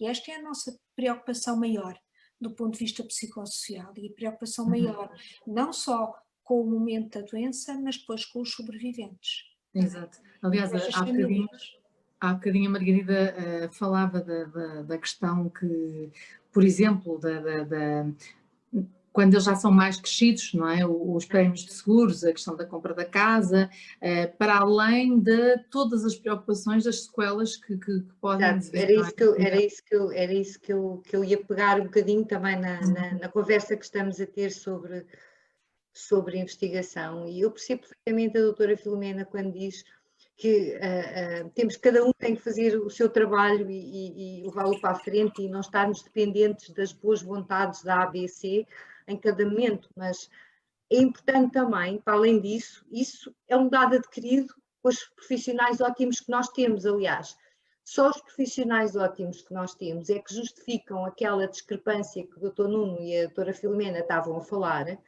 de nós, por um lado, estarmos dentro de um grupo de países que reconhecidamente têm menos meios do que os mais ricos, digamos assim, mas depois termos resultados iguais aos melhores. Portanto, eu acho que aquilo que faz a diferença entre uma coisa e outra são os profissionais de excelência que nós temos e que conseguem, com menos recursos, fazer tão bem ou melhor, seguramente melhor do que os outros. Mas, pegando nesta questão da investigação, que é muito salientada em termos de melhorarmos cada vez mais os tratamentos, eu acho que os sobreviventes hoje dizem-nos, e eu pego um bocadinho naquilo que eles me fazem chegar, da necessidade absoluta que há de olharmos para os efeitos tardios de alguns tratamentos, para os efeitos tardios de algumas das formas de cancro, e investigar mais, porque aquilo que os médicos nos dizem é que dos sobreviventes, de todos os sobreviventes, pelo menos 2/3 têm efeitos, têm algum tipo de efeito tardio. Pode ser físico, mas pode ser psicológico. E quando nós falamos de investigação, temos que falar necessariamente de tudo. Nós às vezes esquecemos de toda esta parte, de todos estes efeitos psicológicos que têm estas crianças, estes jovens, etc., na sua idade. Mas é determinante, eles exigem, e o nosso papel enquanto associações, enquanto pessoas relacionadas com esta área, é explicar à sociedade, e eu acho que isso é um papel que nos cabe e que a FROC tem feito tão bem, e nós temos procurado também fazer o nosso papel enquanto acreditar, etc., é explicar à sociedade que os recursos que são postos nisto não são recursos mal gastos, porque é uma população que precisa de melhorar a sua qualidade de vida. E, portanto, nós temos que explicar isto as vezes que forem necessárias. Provavelmente ao 80º secretário de Estado da Saúde, eu também já estou cá quase tanto tempo como a doutora Filomena, provavelmente. Mas provavelmente explicando a todos e fazendo com que, sobretudo, a sociedade, que eu espero que esteja também um bocadinho a ouvir e a participar, que a sociedade perceba que estes recursos são necessários e fundamentais para a qualidade de vida destes jovens, não é? Eu tenho aqui uma questão que chegou através da nossa sala online no Zoom. A Sílvia Costa fala na possibilidade de colaborações com instituições académicas, no sentido dos investigadores poderem, em conjunto com equipas clínicas, fazer investigação nos IPOs, não só na parte clínica, mas também em epidemiologia e afins, principalmente nesta situação de cuidados extra com a pandemia. Não sei, doutor Nuno, quer responder? Tem algum exemplo mais prático? Mas há várias pessoas que existem, não é? Eu trabalho num IPO, eu trabalho num Hospital São João, mas penso que é igual. Se uma pessoa tem um projeto, submete à instituição, à Comissão de Ética da instituição, se a administração, se for um projeto interessante, se a administração aprovar e se a Comissão de Ética aprovar, há vários projetos que estão em curso nos diversos centros oncológicos. Eu penso que isso não levanta problema, do momento que o projeto seja submetido ao hospital, ao Conselho de Administração e à Comissão de Ética do hospital. Eu diria... comentário sobre investigação. Posso voltar atrás? Claro que sim, temos tempo. As pessoas por vezes esquecem-se a importância da opinião pública na investigação e nos avanços sobre o cancro. O ano do cancro, aliás, a Ursula von der Leyen é uma pessoa, a Presidente da Comissão Europeia é uma pessoa muito sensibilizada para a questão do cancro, teve uma irmã que morreu de cancro, mas o cancro pediátrico passa um bocadinho despercebido às vezes. E a COP fez uma missão para o cancro pediátrico, aliás, o primeiro plano para beating the cancer, para combater o cancro, quase que não falava de pediatria. A COP fez um projeto para modificar isso e uma coisa que influenciou foi ter havido vários milhares de pessoas quando houve a consulta pública. Quando esses planos passam, há uma consulta pública e as pessoas podem dar opinião sobre esse plano. Isso é muito importante, as pessoas esquecem-se disso. A semana passada houve algo idêntico no que diz respeito à acessibilidade, tanto de ter um medicamento, a acessibilidade de medicamentos, tanto tê-lo como a possibilidade de pagar, como a disponibilidade do medicamento. Houve um inquérito público da Comissão Europeia com alguma votação e participar nisso também é muito importante. Aliás, isso mostra a que ponto a Europa também está condicionada, também está envolvida e também quer melhorar o tratamento do cancro, independentemente de medicamentos novos demorarem muito tempo a passar para a clínica e muitas vezes, como disse a Filomena, é muito difícil melhorar um prognóstico de 80% para 85%, é mais fácil melhorá-lo de 40% para 60%. Mas a opinião pública é muitíssimo importante nisso. E a Comissão Europeia são políticos e o número de pessoas que dão opinião e que participam nas consultas públicas é muito importante e as pessoas às vezes esquecem-se disso. Muito bem. É importante, de facto, pormos estas questões e daí a importância por exemplo, a Fundação Rui Osório de Castro não ter desistido destas nossas conferências, que deveriam acontecer ao vivo e a cores, mas assim acontece aos quadradinhos, mas a cores na mesma, e com muita intervenção por parte do público, diga-se passagem. Doutora Filomena, eu juntava aqui, para além da questão da investigação, que eu sei que, no fundo, todos os hospitais estão abertos a receber projetos à administração, ao Conselho de Ética farão depois as suas aprovações, mas há aqui um projeto, e a Cátia Lopes já nos contactou pelo Facebook, pelo Zoom, etc., mensagem também privada, que tem a ver com o programa de intervenção assistida por animais, mesmo que seja online, se haveria canal aberto também, por exemplo, no IPO ou na Acreditar. Eu sei, este é um projeto muito fofinho, a Read Portugal junta cães e livros, eu sou mais dos livros, a Cátia é mais dos cães, mas é um projeto que é muito fofo. Há abertura para pelo menos receber o projeto, doutora Filomena? Pode pôr. Não, nós já tivemos aqui ensaios dessa natureza, já tivemos ensaios que depois não funcionaram muito bem, mas nomeadamente na pediatria aquilo foi um bocadinho complicado de gerir e depois não se seguiu para a frente, mas, por exemplo, está em curso, não sei se já está terminado ou não, este período para mim não existiu, é um salto no tempo, é um buraco negro, é assim uma coisa, não sei exatamente se já está feito, se não está feito, mas eu sou da Comissão de Ética aqui do Instituto e, de facto, estou a par de alguns projetos, das coisas que estão em curso por aqui, e nível da psiquiatria, não sei se a Maria de Jesus tem essa noção, já houve, está, não sei se já está encerrado ou se ainda está, agora deve estar parado, não é? Pronto. Os cães também trazem Covid nas patinhas, mas vinha o impacto dos cães e da companhia dos cães nos adultos antes sim, e portanto, mas era um estudo, era uma investigação sobre as questões da dor.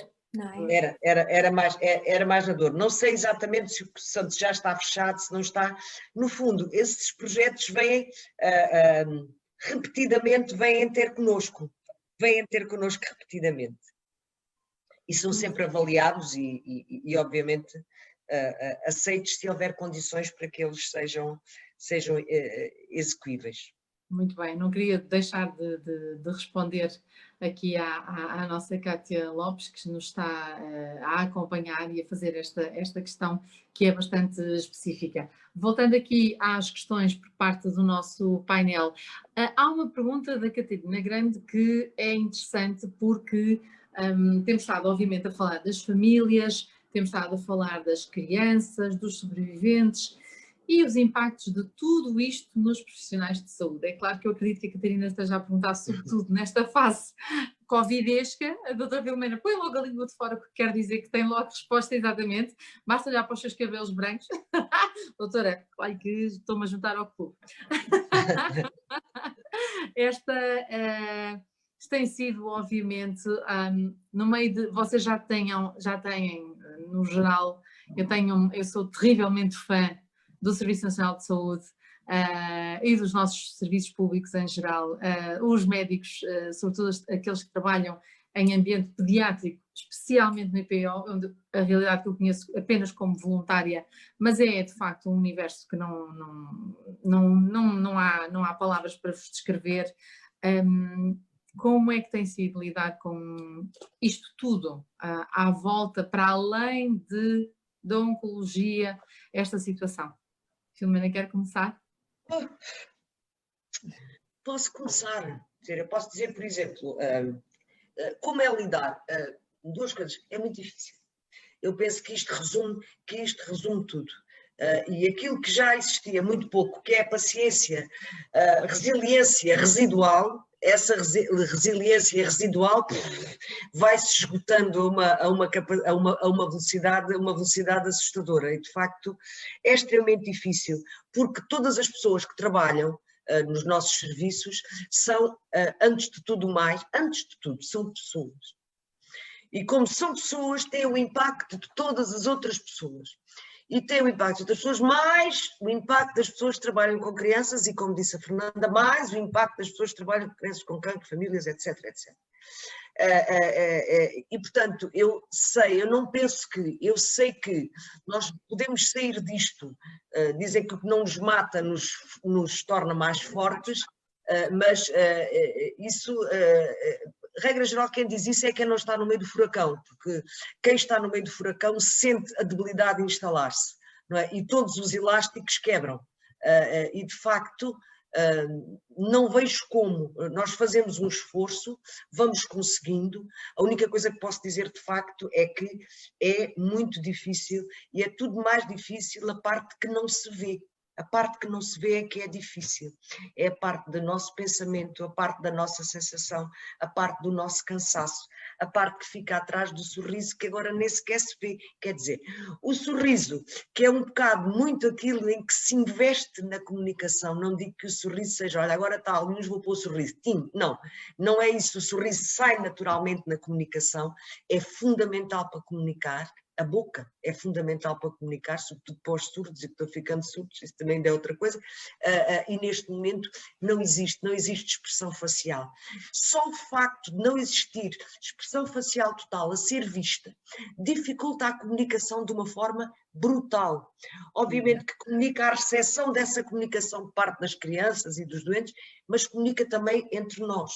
Portanto, é extremamente difícil lidar com isto, e eu penso que todos nós podemos sair mais fortes em termos de maturidade e daquilo que o mal-estar nos provoca, nos pode provocar, mas saímos seguramente mais fracos, porque em todas as guerras, todas, sejam elas quem forem, não há vencedores.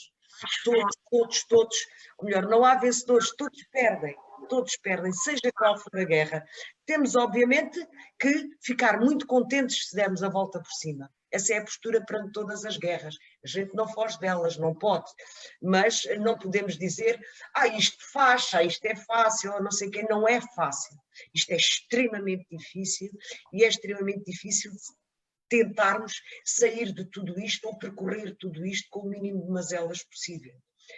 Para nós, para as pessoas que lidam connosco fora daqui, nomeadamente nas nossas casas, para a nossa família, para os nossos amigos, porque invariavelmente, nós não conseguimos ter um nível de valorização e de paciência para coisas no exterior quando estamos esmagados por outro tipo de coisas. E é sem querermos, nós não queremos, mas nós comparamos. Quer lá saber da porcaria do teu carro, quer lá saber se tiveste constipado, quer lá saber se torceste o pé, quer lá saber se não sei o que está avariado. Então, escute, é a noção da relativização. E isto, neste momento, torna-se mais acre. E também as nossas relações interpessoais também sofrem desta acrimónia que a nossa vida está pejada neste momento.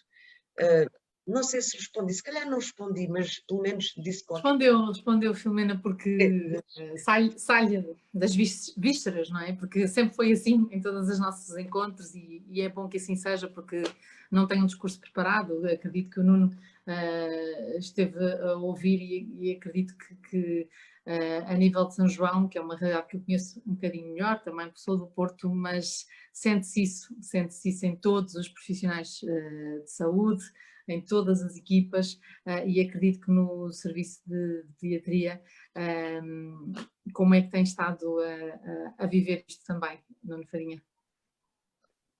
Eu faço minhas as palavras da Filomena. Nós entramos num mundo desconhecido,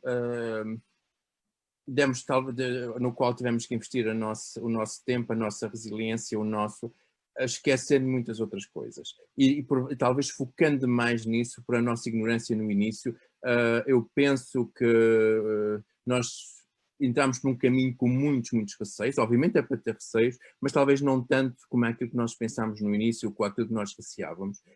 E é óbvio que levamos os problemas para casa, e é óbvio que a casa também não nos ajuda tanto como antes. Nós saímos do hospital, vínhamos para casa, e por isso a nossa capacidade, vínhamos para casa e os nossos contactos sociais eram cada vez menos, por isso a nossa capacidade de resiliência é pouca. Mas eu fico às vezes espantada com a resiliência das crianças, que acho que conseguiram no meio disto tudo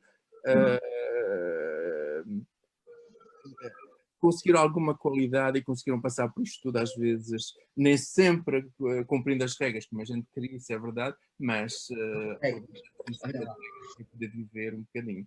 Eu não tenho a capacidade de expressão da Filomena, mas faço minhas as palavras dela.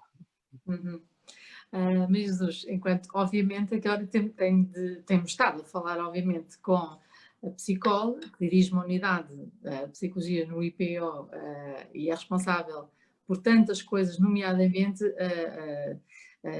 o plano de formação, por exemplo, em psico-oncologia, da Academia Portuguesa de Psico-Oncologia, portanto, para além das questões oncológicas, para além de tudo isto, juntou-se esta peça, quase invisível, mas que tanto dano trouxe. Há estratégias para todos nós. É claro que isto agora, estávamos a falar dos profissionais de saúde e quero que foque necessariamente em si e nos seus colegas, mas para as famílias no geral. Porque já nos aproximamos do final do nosso debate. Então, mas eu não posso deixar de falar dos profissionais de saúde, depois chegar às famílias, até porque também sou uma profissional de saúde. Claro que sim. E não é por acaso que nós abraçamos os trabalhos, cada um de nós, com a nossa profissão, com os nossos desafios, não foi por acaso que fizemos escolhas para trabalhar nos lugares onde o fazemos, não é? E naturalmente, uns de uma forma, outros de outra, não é por acaso que nos mantemos há tantos anos a trabalhar nestes serviços. Portanto, há uma grande paixão pelo trabalho que fazemos, e essa paixão também se falava há pouco, das questões da investigação, daquilo que temos que nos movimentar e mobilizar, mas efetivamente tem que existir um reconhecimento claro que todos nós lidamos com muitas perdas. Não é? E as perdas, estou a falar das perdas também de rotinas, como falava há pouco o Dr. Nuno Farinha, das pequenas, grandes alterações que vão acontecendo no nosso dia-a-dia, e isso tem implicação na nossa vida, isso traz desgaste, e apesar de tudo, todos nós vamos fazendo um percurso a lidar com situações de stress, sobretudo nós lidamos muito com situações de stress cumulativo, não é? Porque há muitos momentos com altos e baixos, não é? E tudo o que é exaustão vai trazendo um acumular. E depois depende da forma como nós nos organizamos, nos estruturamos e elaboramos isso. O que é que sabemos sobre stress? Sabemos que quem não se consegue reorganizar terá aqui o caminho, isto não é assim de uma forma tão direta, não é? Mas pode vir a reproduzir stress pós-traumático e obviamente que em profissionais de saúde aquilo que nós temos muitas vezes são as questões do burnout, não é? De exaustão, de profissionais que estão consecutivamente a trabalhar, que acham que nunca fizeram as questões, nunca deram a resposta suficiente, que estão sempre em alerta, que têm dificuldade em pedir apoio. E nós verificamos isto em pessoas que estão comprometidas diariamente com o seu trabalho e querem fazer o melhor e que se sentem esgotadas porque não conseguem dar resposta neste plano e que efetivamente necessitam, todos nós necessitamos muito o apoio uns dos outros, não é? E temos que voltar à questão da relação, não é? Temos que voltar às questões de uma comunicação eficaz dentro dos serviços, entre pares, e criar assim condições, primeiro estar alerta para quando há estes profissionais de saúde que estão a necessitar de ajuda, ter ajuda do grupo, não estar só a sinalizar que precisa de ajuda, mas efetivamente se mobilizarem para resolver as questões, como por outro lado fazermos o caminho de crescimento após todo este processo, e era nisso que há pouco os colegas falavam das questões da resiliência. E quando nós falamos em crescimento, ou crescimento pós-traumático, as pessoas têm muita ideia, ou ideias erradas associadas, agora é tudo positivo, agora relativizamos, isto é tudo positivo. Não, não é. Não é? É uma ideia errada, porque para reconhecer que há crescimento após situações adversas, é preciso ter vivido as situações adversas, não é? E elas têm um impacto significativo na vida das pessoas. O que é certo é que todos, de um modo ou outro, e cada característica de cada equipa tem os seus suportes e as suas fontes de apoio, e também tinham a sua redoma. O que é certo é que o Covid fragilizou a redoma, não é? Ela muitas vezes já era fragilizada por outro tipo de circunstâncias e veio trazer novas exigências com as quais muitas vezes não souberam lidar, porque também não sabíamos tanto quanto isso, e vem aqui trazer desafios em que todos querem fazer e todos querem ajudar e que às vezes não se consegue muito dar resposta. Eu julgo que temos aqui uma grande tarefa nos próximos tempos, quando nos pudermos estar mais juntos, não é? De estarmos todos mais em contacto, podermos todos, acho que não é só refletir, mas pelo menos termos mais momentos informais de contacto. O que é certo é que hoje vamos ao refeitório de um hospital e já não podemos ficar todos na mesma mesa. E atos tão simples quanto este, que beneficiam ou que são um contributo significativo para que não haja burnout, são os momentos informais, não estão a existir. O cafezinho, o ir tomar um cafezinho. O cafezinho, ou ir almoçar e falar-se de outras questões. Agora cada um fica afastado na sua mesa. Portanto, temos estes desafios e estas questões para remediar, mas eu também sou uma mulher de fé e com muita esperança, e também normalmente vejo o copo meio cheio, e portanto acho que efetivamente nós vamos conseguir encontrar esse caminho. Em relação às famílias, e julgo que a acabar aqui o tempo, os desafios são muitos no percurso da doença, mas o maior desafio dentro das famílias, nas questões psicossociais, é não comparar sofrimento. Não haver o ranking, não haver cá o ranking. Sim, que é quase inevitável, não é? Porque naturalmente, quando nós estamos a sofrer, claro que nos comparamos com o mundo, e esta vai ser abalada aqui a forma como são as nossas crenças, e as crenças estão relacionadas com a forma como nós nos vemos e nos vemos na relação com o outro. Portanto, inevitavelmente vai haver o mudar sobre tudo isto. E há momentos em que temos que refletir exclusivamente sobre nós. E também sabemos que há contextos onde há cuidadores que estão mais em desgaste do que outros, mas quando há este nível de comparação de o meu sofrimento é maior que o teu, efetivamente afasta muito do ponto de vista da relação. E às vezes as pessoas podem estar a querer dizer a mesma coisa, aquilo que estão a dizer é preciso de ajuda, preciso de ti. E muitas vezes o desafio que nós temos que fazer às famílias é não só criem espaço para falar sobre o que sentem, mas sobretudo criem espaço para ouvir aquilo que os outros também sentem. Que o facto de estarmos todos numa família, e muito cuidado com as famílias com matriarcas ou patriarcas, em que há muita tendência de quando um lida de uma forma que tudo tem de lidar igual, e a investigação na psicologia diz-nos que em relação à expressividade emocional e coesão, que demasiada expressividade emocional e coesão familiar pode ser desorganizadora, como também a ausência também é desorganizadora, portanto o meio termo é fundamental, e daí a importância de reconhecer que todos, cada um tem um desafio específico e todos têm que ser ouvidos nessas necessidades relacionais para assim se reconstruírem perante este processo e incondicionalmente contarem com a nossa ajuda dos profissionais de saúde, das associações, dos outros pais, das outras crianças, que certamente com as suas experiências podem ajudar da melhor forma possível a lidar com este processo. Muito bem. Filomena Pereira, já estamos mesmo à beira do final e estamos em época de balanço. Estava-me a pedir a palavrinha enquanto o Dr. José falava. Finalmente. Não, muitos finalmente, que às vezes digo, depois passa um bocadinho e já não me lembro o que é que ia dizer. Mas, no fundo, e em termos de encerramento, do que são encerramento, entre aspas, deste tempo de reflexão conjunta, uma coisa a passar para aquilo que sobretudo em tempo de guerra, eu chamo a sociedade civil, e a sociedade civil são os outros, né? Nós também esquecemos que somos sociedade civil.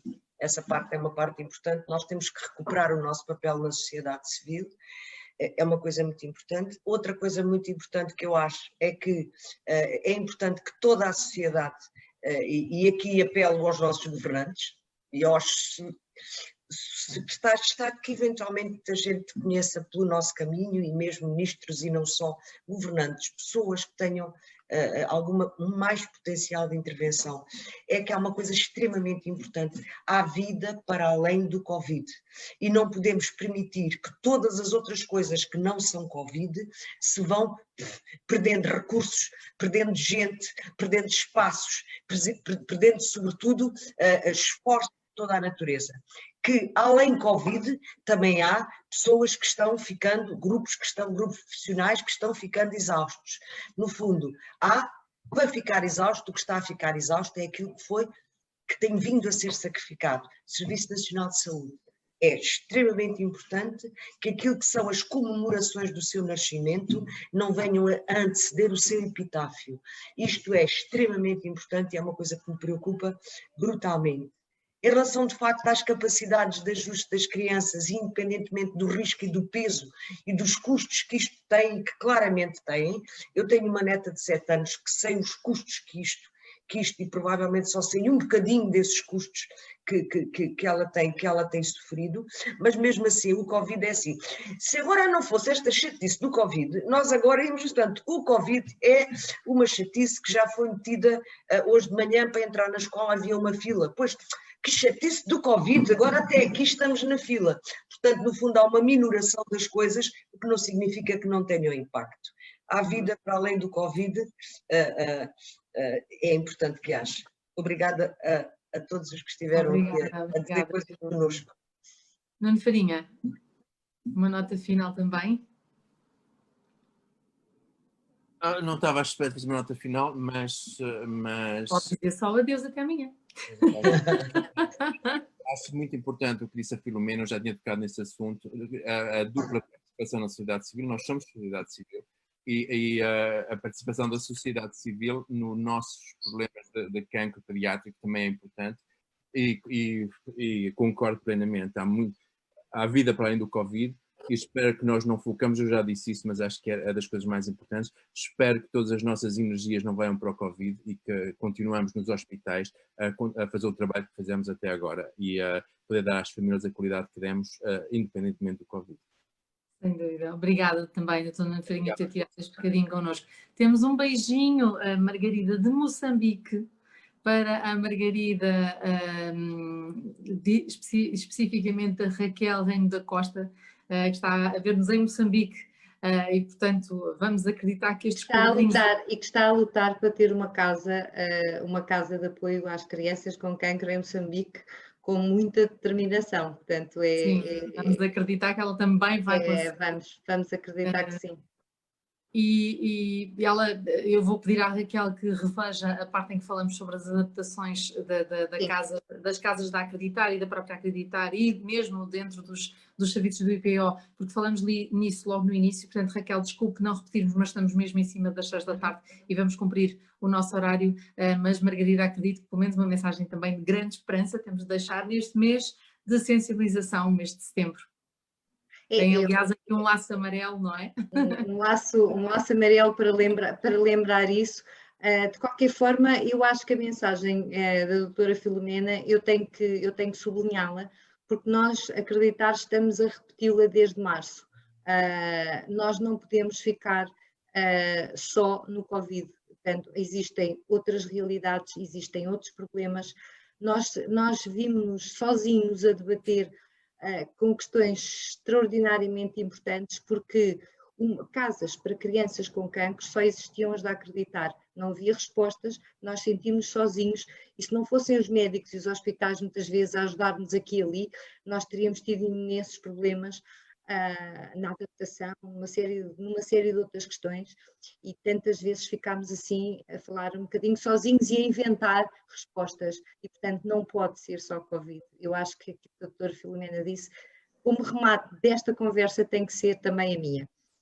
É isso mesmo, é isso mesmo. Muito obrigada. Eu tenho de agradecer terem retirado mais de 2 horas do vosso tempo, tempo tão útil também para debatermos estas questões. Estamos a receber imensos comentários, imensas pessoas a agradecer a vossa presença e esta nossa conversa. Dizer que, de facto, este lacinho amarelo pode ser também transformado em pulseira, porque há uma pulseira amarela à venda na Fundação Rui Osório de Castro, muito amarela, cheia de cor, esperança e simbolismo, com a hashtag Não Fico Indiferente. Portanto, quem quiser juntar-se também a este movimento pode usar esta pulseira, partilhar as imagens, desafiar os amigos a comprá-la também, a fazer um donativo à Fundação, portanto, a ajudar a continuar esta sensibilização para para o mês de setembro, o mês escolhido para promover no mundo inteiro a sensibilização para o cancro infantil.